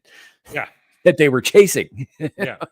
So it's great. You're trustworthy. We like you now. Great. That's what you do. Fantastic. Yeah. And just they should have just spaced Neelix the moment they met him.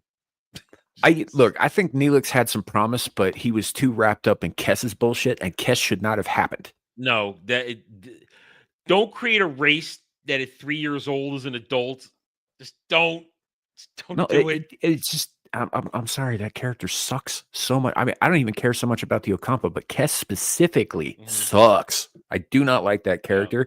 No. And she should not have happened. And Neelix was entirely too wrapped up in her bullshit to ever really blossom on his own.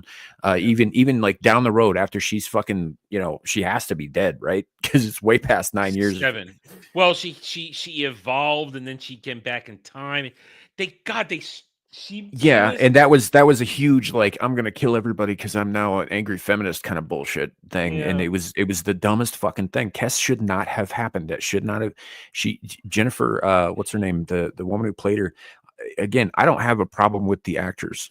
We're not talking about actors, we are talking about characters. Yes, that character sucks and should not have happened. If they had just picked up Neelix, and I was like, okay, I could see him being kind of interesting, like kind of how Phlox was, right? Not the focus, but still some interesting stuff there. I could have definitely seen that. The bit where he got spliced with fucking Tuvok, that was an interesting episode. Justice for Tuvix. I want to slap those people in the fucking head. I'm sorry. Justice for Tuvix. But it was an interesting episode. It was an interesting concept. Plus, fucking. I don't know. I'm with you on Tuvok. I think Tuvok really represented Vulcan's Tim Russ was awesome. He was one of the best parts of that show. One of his best episodes is I'm in Pon Far. I don't know what to do. And then somebody says, you can use a holodeck. No, it's a betrayal. No, it's okay. She'll understand. Use the holodeck. Create a holodeck image of your wife. It's okay. It's all right.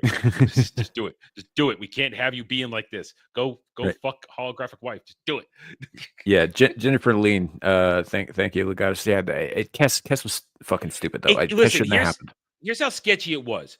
In one alternate version, before the Year of Hell or alternate things, where she gets together with Paris and they have a kid, which means he had like an adult daughter at 2, and then she might have that the whole concept of her species freaks me out. It's just something. Yeah, can you imagine about it. having a kid and knowing full well that they're going to live their entire lifespan in less than a decade?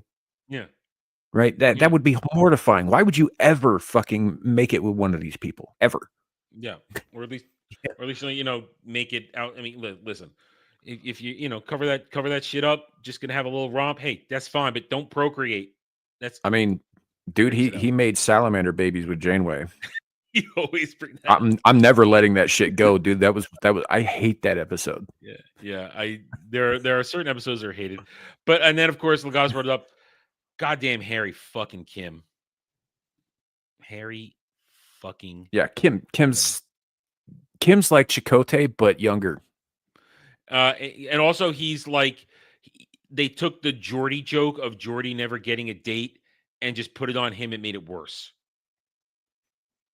How he thirsty for everybody on that ship. To be fair, Geordie had the option of like going to other Federation worlds and meeting women. What he was just bad at it. But they just made it worse. Now, of course, Geordie eventually got it done. He got it. He sealed the deal. Eventually, yeah.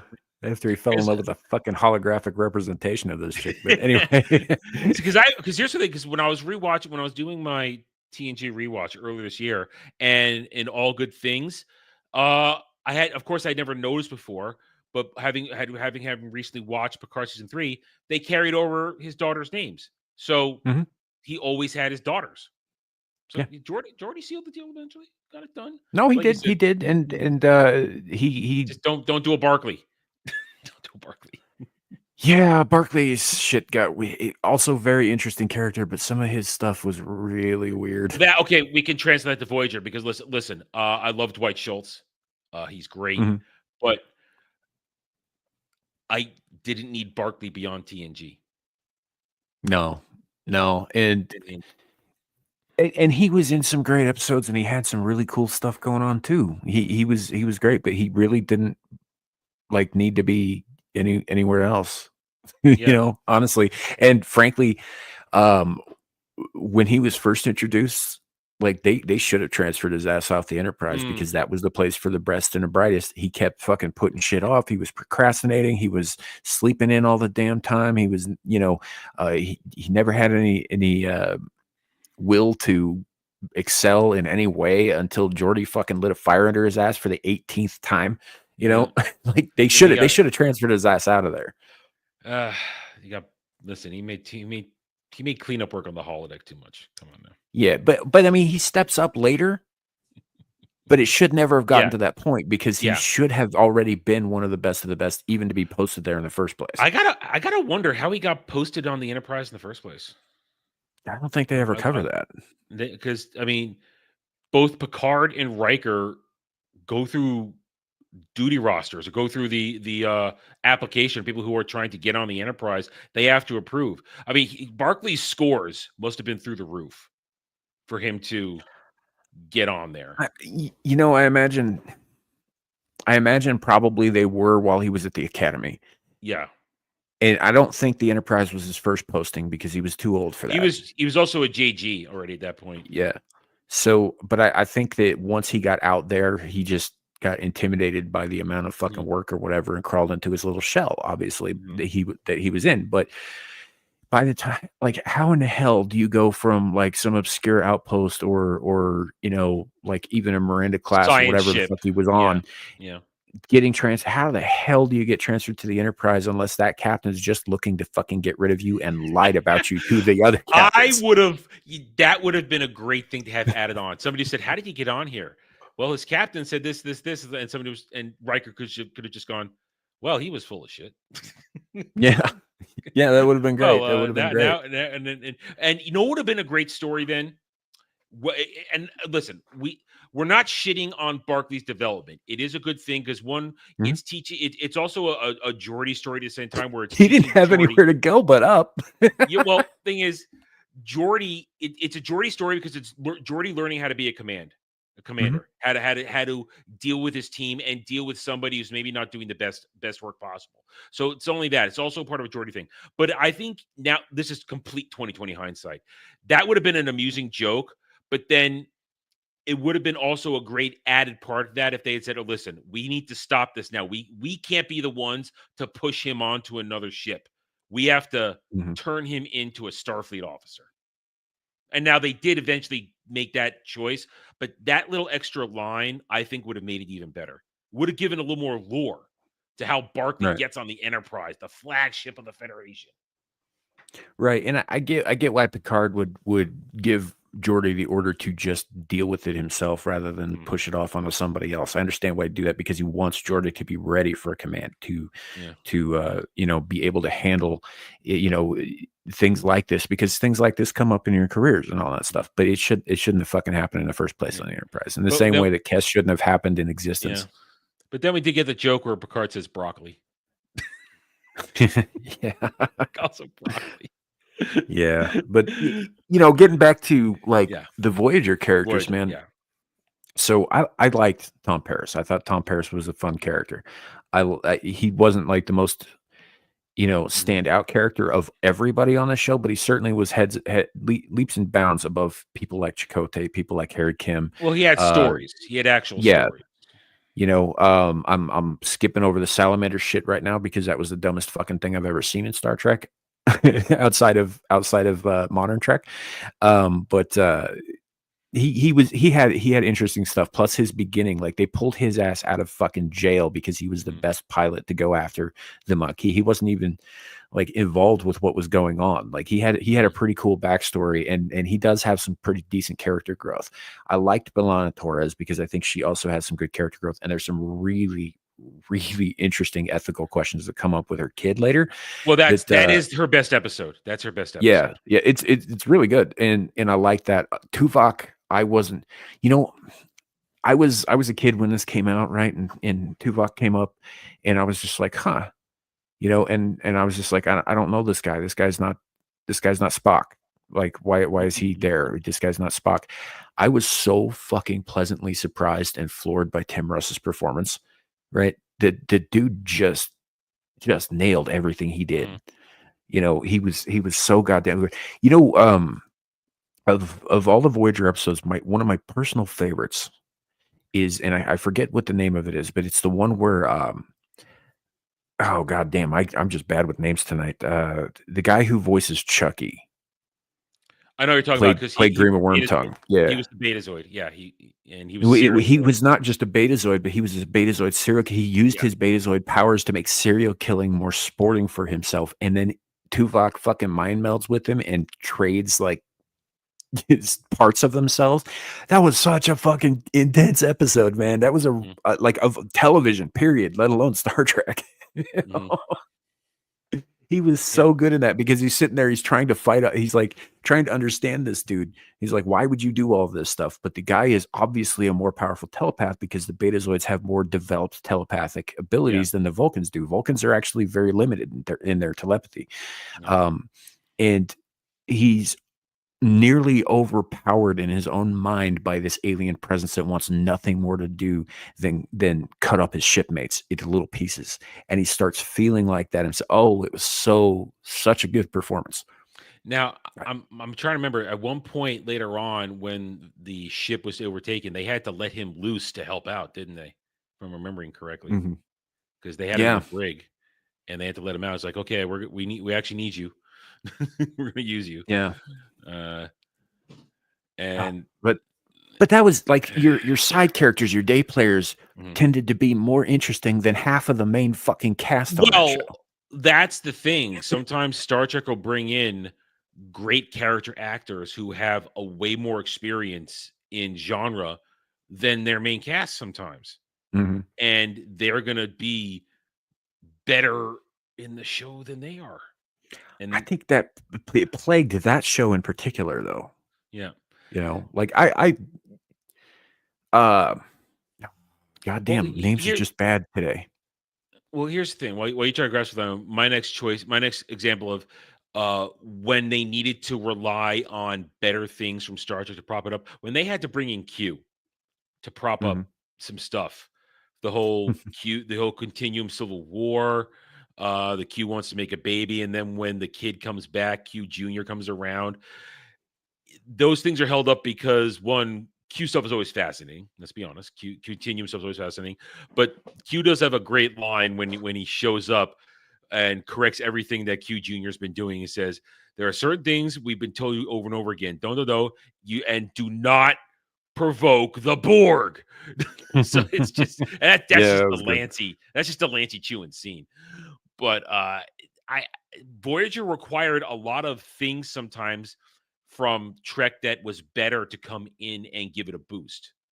And like Q is one of those. And they did it with a few things sometimes. And they even brought in Riker at one point.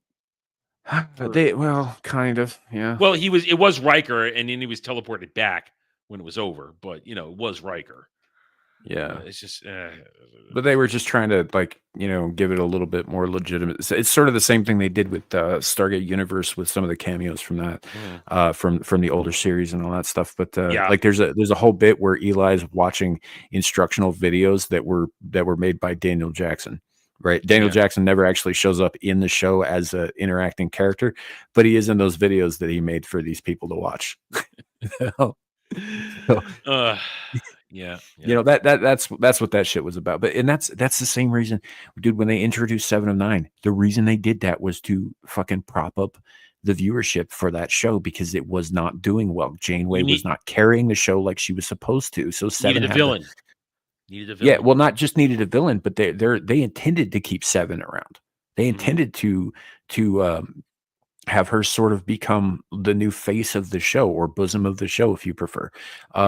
Which like Kate Mulgrew, that's who I was thinking of. Kate Mulgrew has actually talked about extensively, and she was very bitter about that shit for a very long time. She's not anymore. She's very open about it, but she was just like, this was supposed to be my show. This was my thing. I was the face of it. And here they bring in this chick who's younger than I am. She's got perkier tits than I do, and she's just, taking up all the focus. And yeah, she was mad about it. And she was right to be mad about it, but she wasn't drawing the audience in. Well, it's not even her fault. Well, that's because Janeway's story was boring. Yes. And the character sucks. And I like Kate Mulgrew. She's a great fucking actress. Yeah, listen, there was a time during that I was, thinking about doing things to Kate Mulgrew during Voyager. I'm not going to lie. But she was a good-looking woman, yeah. But I mean, it's a significant problem that you had to give her Picard's villain. To me, that is always a significant problem with Voyager, that you had to give her the Borg and have her essentially at that time take out the Borg. Yeah. That is forever a problem. And one of the things I do like about what Picard season 3 did is that it restored Picard's agency versus the Borg. It gave him back his win, that he's the one now that did the final blow. Yeah. Not Janeway. So yeah, there's so much wrong with that fucking series. I'm just I know. Yeah. I know. So it's yeah. I don't listen. This is we're being nitpicky nerds here, but we would still take Voyager over anything from the past decade. Yeah, I will watch Voyager over anything from the past decade, but I said all this same shit about Voyager 20 fucking years ago, man. I hated Voyager. As did I. As did I. I said the same things. I watched it again because I will always watch real Star Trek. I will always watch real Star Trek. But I'm allowed to say what is good real Star Trek, what I consider good real Star Trek, what I consider bad. And Voyager is at the bottom of that list, essentially. Because I will give it this, because there is good things about it, and I can and have said good things about it. I'm going to put it above the animated series. I don't even really count that. I just don't. I mean, we've done our list. We've critiqued top 10s, top whatever. Yeah. And I don't even consider the animated series. That would be the worst of Trek prior to Kurtzman. Yeah. and JJ. Yeah. But yeah, so it's I just want to watch DS9 again. I almost started watching it the other day, but I haven't finished rewatching TNG yet, and I need to do that. So I finished my TNG watch. Thing is, though, right where I am right now, I just started watching last season's anime, and it's not even done yet. There's still a couple series that have a few more episodes to them. So I'm in a total anime mode right now, notwithstanding the fact that I'm still sort of in also review mode. So when I'm reviewing shit, I tend to not watch old stuff that I've done, because then I'll just start watching that more and I won't want to stop. Mm-hmm. And yeah, and I've been binging the X-Files lately. I'm halfway through season 5. Yeah, but I've said this before, and I'm going to say it again without shame. I keep delaying another watch of DS9 for 2 reasons. There's 2 reasons. One is a retarded reason, that whenever I get to the end of season 6 and Jadzia dies, I just have to stop. And sometimes I don't keep going because I'm too sad. It's too soon. But you need to keep going, because I know. I eventually do. Well, last time I did stop, I stopped right there, and I didn't go back because a lot of other shit happened, and I just wasn't in the mood anymore to keep going. Because I did my stop. I was like, Jadzia died. I need a minute. But then the real world kind of dumped a lot of shit on me, and I just couldn't go back. I wasn't in the mood anymore, so I stopped. But I've seen DS9 all the way through, at more times than Voyager. So it's not like I'm denying myself finishing it or anything like that. And the other reason is it's a sad reason, and I've said it before, but it's a legitimate reason for me. I just keep hoping for a remaster. I don't want to watch the crummy DVD rips. I know. And I'm not going to buy the DVD pack. I ain't doing that. I ain't spending $300 on that. Or $400, whatever it's up to from the black market. I'm not doing that. Yeah. See, Enterprise actually got lucky, because when they started putting out the DVDs for the seasons for that, DVD was kind of a new up and coming technology at the time, and so they got like the best treatment right out of the gate that was possible at that time. Like Stargate. Yeah. Because Stargate started in 98, which is funny because DS9 is still going. 97. But 97. Thank you. But when that DS9 was going at that point still, but DS9 doesn't have 16:9 treatment, but you can go all the way back to season 1 on my DVDs of Stargate. 16:9 fills your screen. They shot it like that. So DS9 didn't get treatment, but because, like you said, Enterprise started in 2000 or 2002, they got that treatment. So quality. Because I think the DVD versions of that started. I think the first season DVD collection came out like the last year they were airing. I think that was when that happened, and so that would have been in like 2004, 5, or 6, somewhere in there. And so DVDs were like really taking off and starting to sort of make a dent in the VHS market. Yeah, and I remember when Enterprise came out, we were all kind of shocked at its announcement, and because we're going, what is this? It's a prequel, and immediately my stance on prequel. There was the same stance I had then as it is now. Don't give me prequels. And I remember we had it on while we were gaming that night in the common room. I had to find the word. In the common room. And we're watching, and the Klingons are running around, and we're thinking, what's going on here? And I just remember we were all bored from the pilot. We were just bored.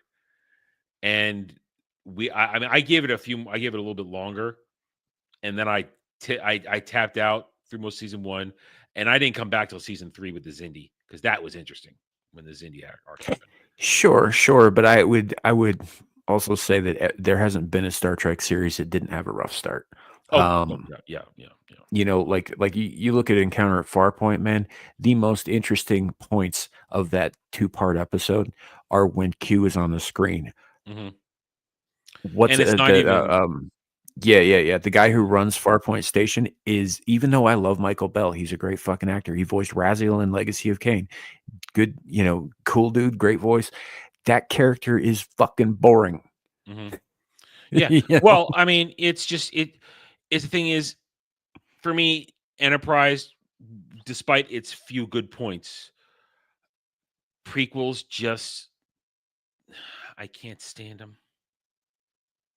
Yeah, no, I get you. And look, it's not like there weren't missteps. They didn't like they started to go in a direction that was like more, less, I guess, affecting the overall universe prequel and more just kind of their story, the story of this ship in season 2. And then the Xindi thing happens at the end of season 2 into season 3 and all that. And they which actually you'd think would be mentioned at some point in the future Trek, because they kind of burned Florida off the face of the earth. But but there were some missteps in that first season, like when they did actually I think this might have been the second season, the episode Reanimation, right, where they find a couple of frozen Borg in Antarctica. That's what I was going to say. That is the Borg episode, isn't it? Yeah. So that fits in as long as you have seen First Contact. Yeah. Yeah. So when the Enterprise, they still shouldn't have done it.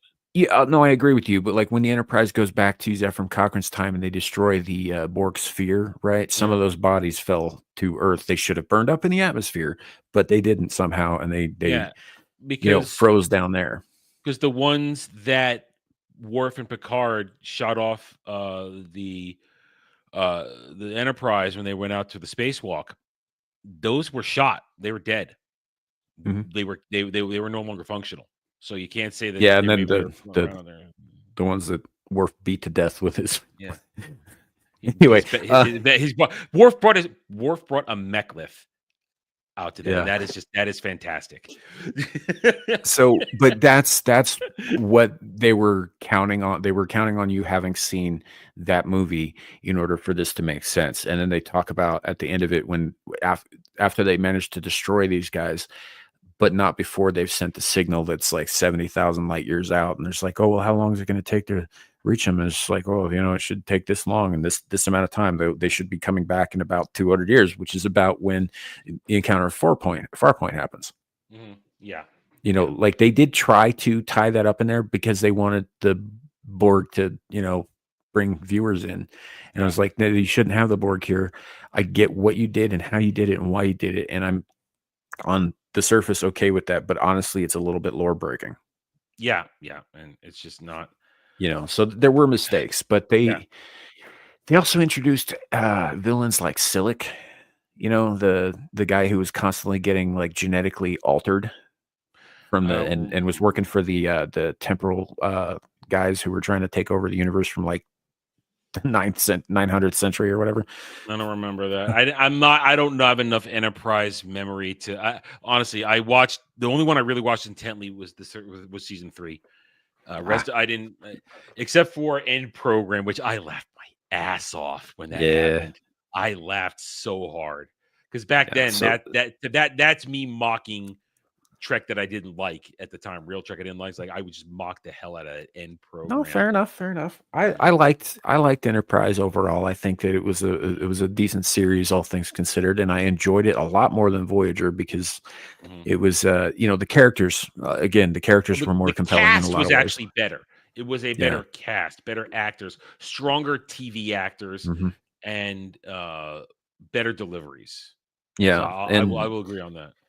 And they were explorers. It was like getting out into the universe for the first time, not understand. Like there's a scene towards the beginning of the first season where they end up in this kind of way station that's got all these different races in it. And Trip is freaking out because this chick keeps taking this, this baby's like oxygen, whatever, away. And or his like mask away. She's like, you are hurting that kid. And it's like, no, she's not. She's weaning him off of whatever it is that they have to breathe at the beginning so that his lungs are changing to, breathe in oxygen like we do, but they don't start out that way. They're kind of like space amphibians that way. It's like, you do not understand what you were talking about because you have not been out here long enough to know. It was a really great point, about like new explorers out there, because we jump to these conclusions when we see something that we see as a wrong. And that's exactly what Trip did because he's a very moral character. And right? it's pre-Prime Directive, so Yeah. it's, And he wanted to get involved because he thought he was seeing some kid, alien or not, getting hurt by this other person, when in fact it was just a normal process of growing for that species. Mhm. Yeah. And that's good. That is good writing. Mhm. I just wasn't interested at the time. Yeah, no, I get it. I do. And yeah, so either way, but I'll still take all of that over today. Every single what I would at the time consider boring part of it, I will take it every damn time. Sure. And I've resigned myself to the fact that we're not going to get it again. We're not. Yeah. Yeah, that's true. Star Trek is over. So Star Wars. Make your peace with that too. I don't have to make my peace with that. I'm just saying. I know there's people out there saying that Disney's going to have to sell off Star Wars, and maybe somebody will get it. And it's going to fix everything. That's not going to happen, dude. Damage is done. Listen. They are. I'm not getting off that. They will have to sell Lucasfilm because Lucasfilm makes no money. Sure, I agree that'll happen. I'm just saying that they're not going to fix it. Whether or not the person who takes it over can fix it, there are things that could be done that could reset it, but the damage done would take a decade to repair. I don't think it can be repaired. I think it's done.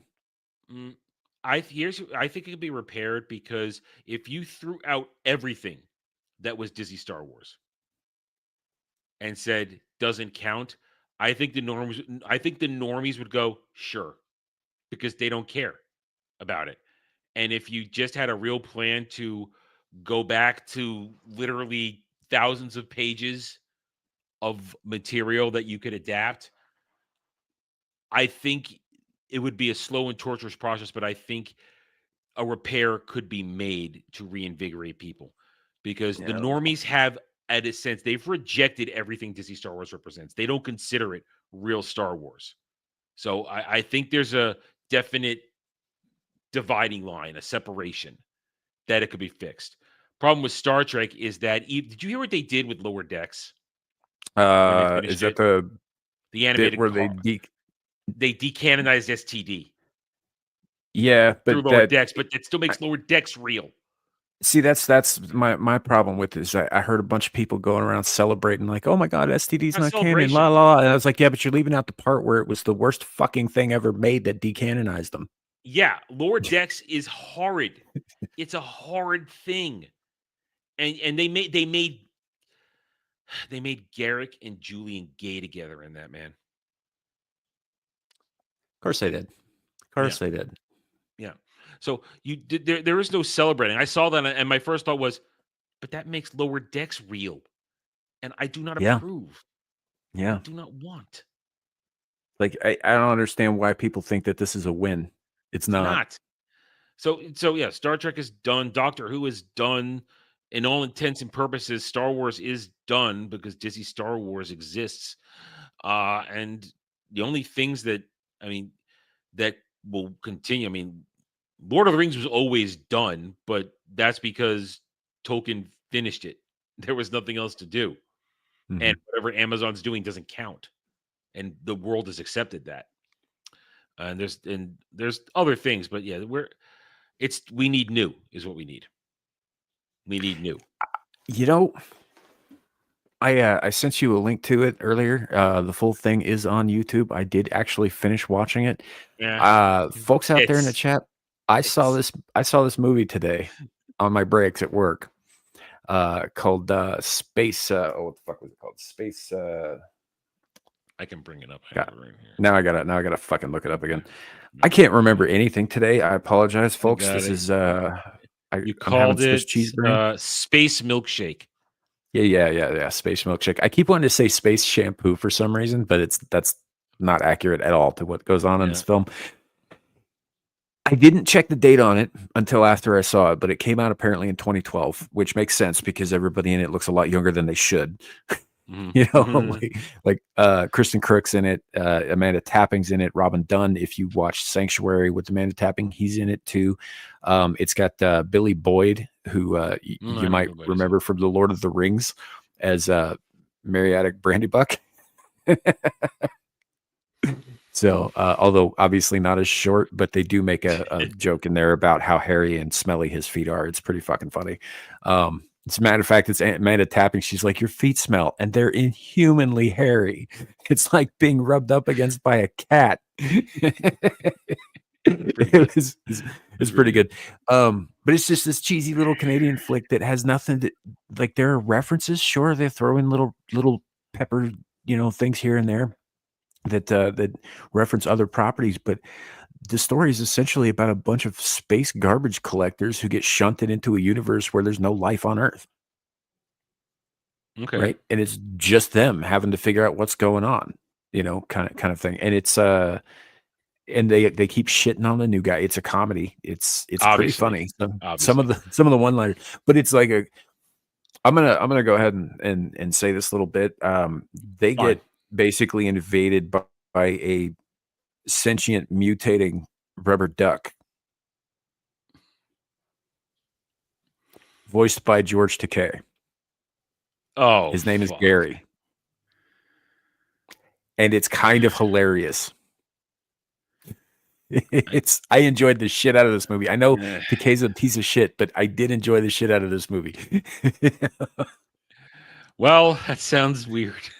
It is a goofy, weird little B movie, but I do recommend you watch it because the very first scene that Amanda Tapping's in, she is in some very form-fitting fitness wear and clearly not wearing a bra. Yes. Also, she's in the bath like half of the fucking movie. You shared that screen cap with me. I did. Yeah. Well, that is what we love about the show. We will go off on a tangent like that for literally an hour, and I am perfectly okay with it. So I'm gonna boot all my conversation starters for another one because they do require more than just the two of us. I do have a bit of news. I guess we'll cover this real quick because I don't want to hold on to it till next weekend because by the weekend it'll be irrelevant. Did you see today that they have cast Momoa as Lobo? Yep. Pretty sure that there was discussions had like a couple of years ago about how it probably be good for that character. He always wanted to do it and everybody wanted him in it, but there was no ever anything. But now, and thing is though, he's making his premiere as Lobo in the Supergirl movie. Yep. Which is stupid because that's dumb. Supergirl can't kill Azarnian. I'm sorry. There's no reason to jump right into like Kryptonian ending threats right away. I mean, Superman has a hard time with the main man. He has a hard time with Lobo. He can beat him, kind of, but he can't kill him. He can't defeat him. And he certainly can't contain him. No, Lobo leaves when Lobo wants to leave. Yeah, I mean that was one of the funniest Justice League episodes is when Superman gets pushed into the future by Vandal Savage, and he's there. And during the meantime, everybody thinks he's dead. And Lobo comes in and says, "Yeah, the main man's here to join the team finally." And they can't get rid of him. And then Clark comes back and it says, "Yeah, I'm back. You can go now." And Lobo's like, "Yeah, okay, I'll go." I guess I'll leave now. It's not fun anymore. Okay. Well, he's got Kryptonian level physical strength. He regenerates from a single molecule, right? In the retcon, he murdered his entire planet. Yeah. Like he's not somebody to be trifled with. This is not somebody that Supergirl needs to be going up against in the first outing. Yeah. Do we think he's? We don't know anything about the story. I mean, they're gonna fight at some point, man. Well, Come on. Obviously, I don't know if he's gonna be the antagonist of the movie, but now this is also Tom King's Supergirl, so there's all kinds of problems with this movie already. Now, I don't have a problem with Momoa being Lobo, but dropping him in the Supergirl movie to me is just, like you said, dumb. It doesn't make a whole lot of sense. I mean, like the first time you want to see Lobo is somebody that Superman pissed off, maybe just put a contract on him, right? Because Lobo's like that, and Lobo shows up in a Superman movie to take out Superman until either the offer expires or a better one comes along, because that's how he fucking rolls. Yeah, right. Like, or he gets pissed off at something and says, "Okay, I'm gonna be more pissed off at this than I am at you." Right. So there's a kind of feminist driven Harley Quinn comic book series that was running throughout the 2010s, right? Some of it's actually pretty entertaining. Some of it's kind of whatever. But one of the things that I did like about it, because like if you recall, Harley Quinn started her career as a fucking shrink, right? That's what her training is. She has a literal doctorate in it. Harleen Lobo gets hired to fucking kill her. And so he shows up in Gotham looking to like throw down and all that shit. And you know how she defeats him? Because there's no fucking way. There's no way Harley Quinn is taking on Lobo. It's not going to happen. Yeah. She shrinks him. She head shrinks him. And she puts some ideas in his head and he decides he's going to go off and work out his issues. And you know how he does that? He shows up on Apocalypse, puts his cigar out on Darkseid's chest, and starts a fucking fist fight with him. And that's where the end is. That is pretty good. He's like, I got some shit to work out. That is pretty good. That is pretty good. But yeah, I mean, Lobo is a very large threat. He's not a villain. He's not even an anti-hero. He's just a bit of a force of nature. And it's not, it's a bad idea. But then again, this is James Gunn. This is a world that's already active. These are not origin stories. So there may be a story that has already happened that involves Lobo and him sweeping in there for a reason. For whether it's as antagonist, temper antagonist, or unreliable ally. I don't know.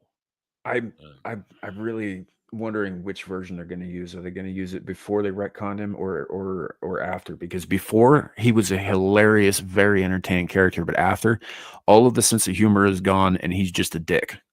Mm. You know? Yeah. So I don't know. Well, this was one of the news today, and I don't trust the DCU. We've been over the trailer, we're over the news. The news that keeps coming out does not feel, it's not engendering any sort of belief that the DCU is going to be more than what we think it's going to be. And we'll see. Because I mean, it's not. It was a story. I didn't cover it because it was holiday coverage, and I was kind of just relying on streams and reviews for the past week. But there was a story running around there that internal Warner Brothers screenings of Superman did not go well. There are rumors flying around, and I didn't cover it because it's rumors, so I'm not going to cover a rumor. And because it's not legitimate, we brought in a focus group for screenings. And we're talking just internal watching, and somebody rumor leaked it that it didn't go over too well. So if it's true, I am not surprised. Not in the least. No, not at all. Look, Warner Brothers wants Superman. They want Superman because they know that Superman is going to prop up anything going forward. They want that symbol out there, right? Yeah. If this movie ain't focusing on Superman, I'd see where the suits would be like, "What the fuck are you doing, man?" Mm-hmm. You know, why is this so busy with so many other things other than Superman? Mm-hmm. Yeah. We're gonna find out in July 11th, and I'm gonna watch it. I'm gonna review it. Just for the simple fact that it's going to be the news, and it is something I could talk about. It's not like, oh, I don't know Superman, but also I'm going to weigh in on it anyway. No, I am a fan of Superman. I've watched my fair share and read my fair share of Superman content in my life, so I have a certain level of knowledge that I'm ready to apply for a legitimate discussion. You even more so. You know more than I do. So this is not something that can be ignored, and we are interested. We want to see if it works. I mean, I'm not rooting against the movie, but I'm not. I don't have hope. Honestly, I'm waiting for Bug's opinion on it. Bug is very optimistic. I know he is, but I would like to know what he thinks after he's actually seen the movie. I think that might inform. I will probably watch it too, but I'm very, very interested in how Bug's going to view it after the fact. Hang on, let me see what I got to see. I'm assuming July 11th is a Thursday or a Friday. Let me skip ahead here on the calendar. July 11th is it's a Wednesday. They're dropping this in the middle of the week. Oh, that's not. They're going to try and pad the hell out of that opening weekend because this is it's a post July 4th release. Yeah, come on, man. You don't do that shit if you're confident. All right, so I mean, I'm going to be talking about this before we get to Mellow Mondays that week. So I'll obviously be talking. I'm going to probably do a review Thursday. I'm probably going to talk about it on Ballbusters. We're definitely going to talk about it on Roundtable. And so before we even get to Monday, I will have talked about it 3 times. Well, you're going to have to talk about it a 4th time. I know, because this is where you come in. So, goddamn, wow, that is, at least I'll have my opinion set by the time I talk to you. Right. I bring you in on it. Oh man, why I hate Wednesday releases. That reeks of fear. It's a vote of no confidence. Yeah, Reeks of fear. They're not confident that this is going to do that well, so they got to pad that opening week. I guess it's not a weekend. Yeah, week. It's literally Wednesday night, Thursday, Friday, Saturday, Sunday. It's gonna have whatever its box office is. It'll be legitimate, but to anything else that might drop in that time period, beginning of the month, there and there. What do you compare this to when you drop it on a Wednesday? It's very. What happens when another movie gets dropped on that Friday and does fucking twice the goddamn numbers?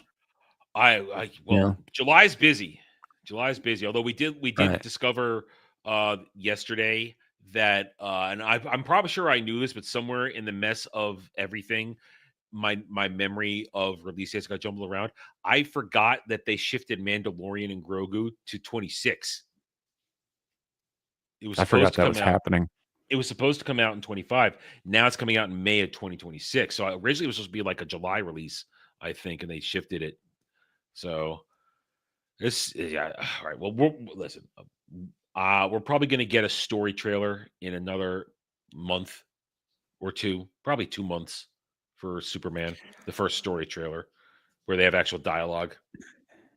Well, there were like 2 lines of dialogue in this one, but yeah, it didn't give away. I actually think that this teaser that they did was probably better marketing than any story trailer I've seen in recent years. It went over gangbusters. I mean, was aside from us, and we're not counting the Snyder Bros. I don't even consider them relevant with how they're behaving and all this. They're not. They're whiny little bitches at this point. I agree with you. That's why I was laughing. Yeah, they're acting like Acolyte fans is what they're acting like, which is sad. That's how fucking sad they are. But aside from us, who are being highly critical and nitpicky because that's what we do, the Superman trailer was received positively. Yeah, people. It got me intrigued. Look, I have things that I bitched about the trailer, man. I did, but like there was just enough there to be like, hey, maybe I'll watch this. Yeah, it piqued the interest. My interest is I need to know if this is going to be a failure or not, and I'm only going to know that if I watch it, because I'm not going to trust anybody else except my own eyes for the simple fact that some people are going to be wearing beer goggles on this thing. And they're going to love it no matter what. So I need to know if it's going to be worth whatever claims are made about it, positive or negative, when it comes out. And it's a simple thing to do. Just watch it. Sure. And anyway. All right. I'm going to wrap things up because I have to now get up in the morning because my mattress has sprung a hole. So that means I got to get up and go get a new Was it like an air mattress? Oh, yeah. I've been sleeping on an air mattress for like 7 years. And really? These things have a lifespan of 3 months. So I'm aware. My ex-wife slept on a series of them and had to replace them like 5 times in 4 months because they're so easily puncturable. Well, it's not so much punctual. I mean, it stays the same spot. Thing is, the one I get from Walmart, it has a 90-day return policy for an exchange. So I basically run on a cycle. I buy one, and in about 2.5 months in, I will return it and get another one so that I have one ready to go. I between you I'm not and me, going to make the obvious jokes. Yeah, well, I let's just say I have a cycle that I partake in, so there's always a spare in the house. Problem is, because of the way things have been going in my real life for the past couple months, I don't have my spare. So I'm now one of the rare occasions where I can't just swap it out tonight. I have to go through the process of waking up every 2 hours, putting air back in it so that I don't sink to the floor. Because finding the hole when COVID happened, I had got caught in the middle of a not having one, and I had to find and seal the hole. It can be done, but it's a tedious and annoying process. Pain in the ass. Because they're like, it's like this big.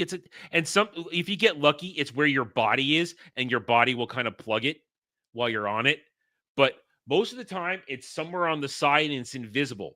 And unless you have complete silence that you can hear the air escaping, you're not going to find it. Now, I have methods to seal it, and they are tried and true methods, and they will get by. But it is almost 1 a.m. I am not going to change my linens again.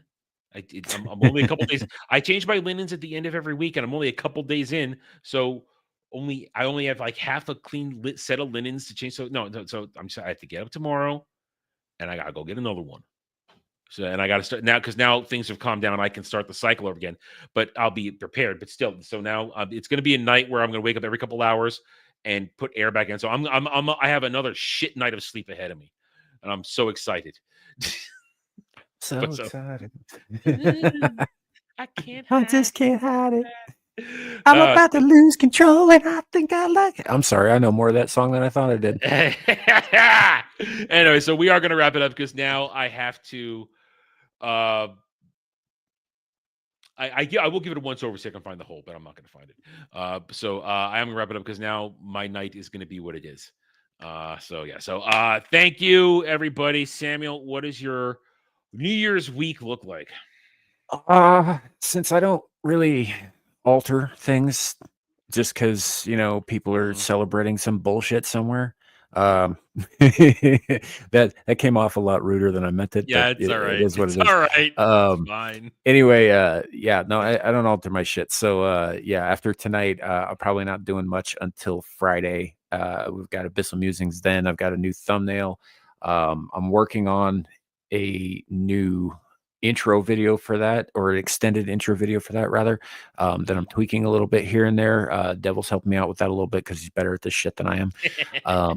Just some pointers here and there, because the basics of it, the bare bones of it are already together, but there's just a couple of little tweaks I'm going to try and make before Friday. So I'm pretty excited to debut that, because I'm not even going to show it to Larry until the day of. Let it be a surprise for him too. It's something you really want his reaction on, huh? Right. Yeah. He knows he knows I'm working on it, and he has a general idea of what shape it's gonna take. He just hasn't seen it yet, and I'm gonna keep it that way until the day. So I'm looking forward to that.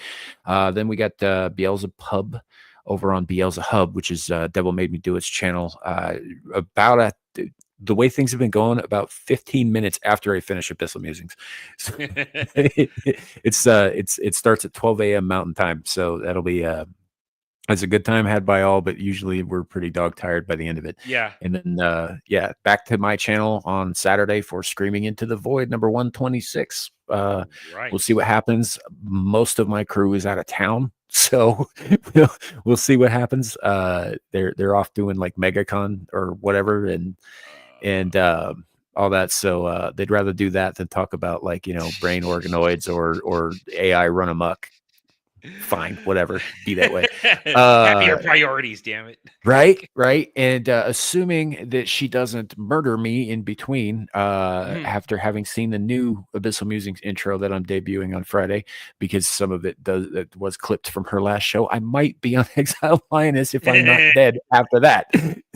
So that's the upcoming week, back here next Monday. So yeah, as for me, rest of the week, tomorrow night, I will be simulcasting with Dermy when he's doing the New Year's Eve stream. So you guys can come back here, and it's just going to be casual talking about random shit. It's going to be one of those things. No gaming, no nothing like that, until we ring in the new year, where I will live in the present and Dermy will live in the past. Other than that, we got Skeleton Crew on Wednesday. I know I'm still doing it. Rest of the week, there'll be some gaming here and there, I'm sure. Wide variety of things that are being played. As also privately, we're prepping for the Stellaris stream to the end of January, where we're basically, Kel and I are teaching people how to play right now. I'm going to at some point run a private stream to show people, and then I'm going to do a public stream just to have a little fun, get ready for it. Friday, Ball Busters. I've been told our guest is Drew Outstanding. So we've got Drew Outstanding on Ball Busters on Friday. Saturday, we are back with Drive-In. We're watching Hook, and our guest is Static. So we are going to enjoy that. And Sunday, Roundtable. We'll see what happens. I have no idea what Roundtable looks like at this point for the weekend. And then we'll be right back here next Monday for another Mellow Mondays, where Devil will be here because he has done his political round for the month, and will be a new month anyway. And we'll be in 2025, and we'll see if anything's better right away. And at this point, I don't think so. We got a little time to go before things get better. Anyway, so thanks, Samuel, for being here. Thank you, chat, as always. I appreciate each and every one of you. Like I said at the beginning of the stream, I'm happy that you guys show up at all, because sometimes I wonder if I am really as amusing as I think I am. Either way, thank you, guys. I know. It's more retardation than amusement, I think. Thank you, guys. I appreciate all of you. Hit those like buttons, links in the description below, and we'll see you guys next week. Until then, Happy New Year, everybody. See you next time. Happy New Year, folks.